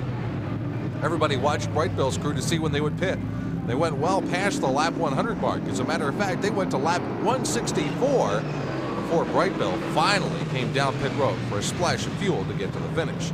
Danny Johnson had pitted back on lap number 30. He inherited the race lead, but he had a left rear tire closing down, and his brother Alan Johnson was closing in as the laps wound down. Would Danny's car have enough gas and would it have enough air in its tires to make it to the checkered flag? Yep, it certainly did. And with the win, Danny tied Mr. Brett Hearn for the points lead for the Mr. Dirt title. When Bridgeport rained out the following weekend, the tie remained for the Dirt Championship. The Delaware State Championship races at the Delaware International Speedway in Delmar had to wait 2 weeks of rain before we finally got the race. It was well worth the wait, especially in the late model division. Les Hare, car number 9, a regular at the Potomac, Maryland Speedway, jumped out to the front in the beginning. Looked like he was going to be really hard to come by. They're taking the lead, working up the inside, going on to the front. Now David Hill, car number 75, he's a regular at the Delmar International Speedway. First, we have action problems here on the home straightaway. 3 cars got together. During that break, unfortunately for Hare, he gets pushed to the pit area with problems. And David Hill now up front with Eddie Pettyjohn. You remember he just beat the modifieds with his 38 special. He's trying to do it again with David Hill. During the season, these two warriors go at it weekly, but on this great action. During the year, Pettyjohn had the upper hand. But at the Delaware State Championship race, it was David Hill, the winner. Hold on to your giblets. It's time to talk Turkey Derby action at Wall Stadium. 350 lappers for the modifieds with the pro stocks, the trucks, a little bit of everything at Wall Stadium. The first 50 lapper was Dave Michael that would hold on for the win over Eddie Bone. Bone would win the championship this year and win the major races, but it was Michael would win this first race.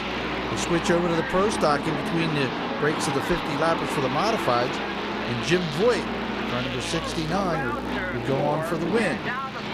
Voigt taking the checker flag. Back to the modifieds. Tom Mauser, returning modified competition this year. He won a couple of races in the year in the Bruno entry. He started from the pole position and jumped out to the pole into the front. See the close racing behind Harry Reid. Dave Michael trying to make the way to the front of the pack. There's Michael taking the outside, trying to advance. Point series is kept with the Turkey Derby champion, the best of the 3 50-lap races. Now Mauser had a problem, got a little sideways, and Bone almost got underneath him. As a matter of fact, one time during the race, he did pass them, only to have the yellow come out. Street stocks, yep, they're on the program as well. Rich Mangio in car number 57. It actually worked to the front several times. Here he misses this big wreck. Then advances through the outside. Again, looking for a clear spot with traffic all over him. Watch as he threads the needle, going between 2 other competitors. And finally gets to the second spot. He works to the lead. Only several cautions would make him go back to the runner-up position. When the checker flag fell, it was Rich Mangio, the winner, just like it was in the point standings. The final race, Sam Russo, car number 3, was leading. Dave Michaels was in a position to take the title. Unfortunately, he tangled with Russo. Bone passed them both, and he won the Turkey Derby title. Trucks rounded out the busy program, and Bernie Bailey in car number 2 in a brand new truck was the winner. Now, we mentioned that the Bridgeport Championship weekend was rained out, and there was a tie for the Mr. Dirt title. Well, somebody had a great idea how to break the tie. Electric barstool racing at the Dirt Motorsports Banquet in Quebec. And here we go for the first time ever on video. The decision of the Mr. Dirt title, with tongue planted firmly in cheek, of course. Brett Hearn is leading in this 4-lap contest on these motorized bar stools. They're actually powered by a car battery. You can see it just underneath Brett Hearn's left leg. Now here coming up on the next to last lap, Danny Johnson is going to take a little bit of a shortcut and meets up with Brett. The end result, the two wind up in the wall in the 4th turn. And now, to celebrate the fact that they're tied, they decide to do a little do-si-do action. Swing your partner to and fro. Danny bails, and Brett gets the title, I guess. We end on a serious note. During the year, Big Bob O'Rourke died of cancer. Bob, the Long Island, New York race official, was much more than that. As a NASCAR official and a member of the All-Star Racing League, he traveled around the East Coast, being more than just an official. He was a friend to many of the racers and the fans alike. He also was a promoter of races. Big Bob O'Rourke, a friend we'll all miss.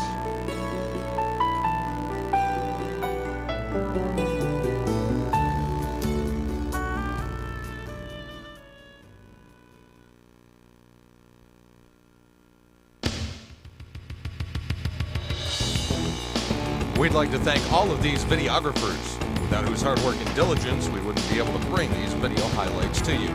And don't forget to get your subscription to the Area Auto Racing News, or if it's time for renewal, make sure you renew it. Call 609-888-3618 for more information on that. For Lenny Sammons, this is Cowboy Paul Small. Thanks for joining us for the 97 season in review from Area Auto Racing News. We'll see you at the Speedways in 1998.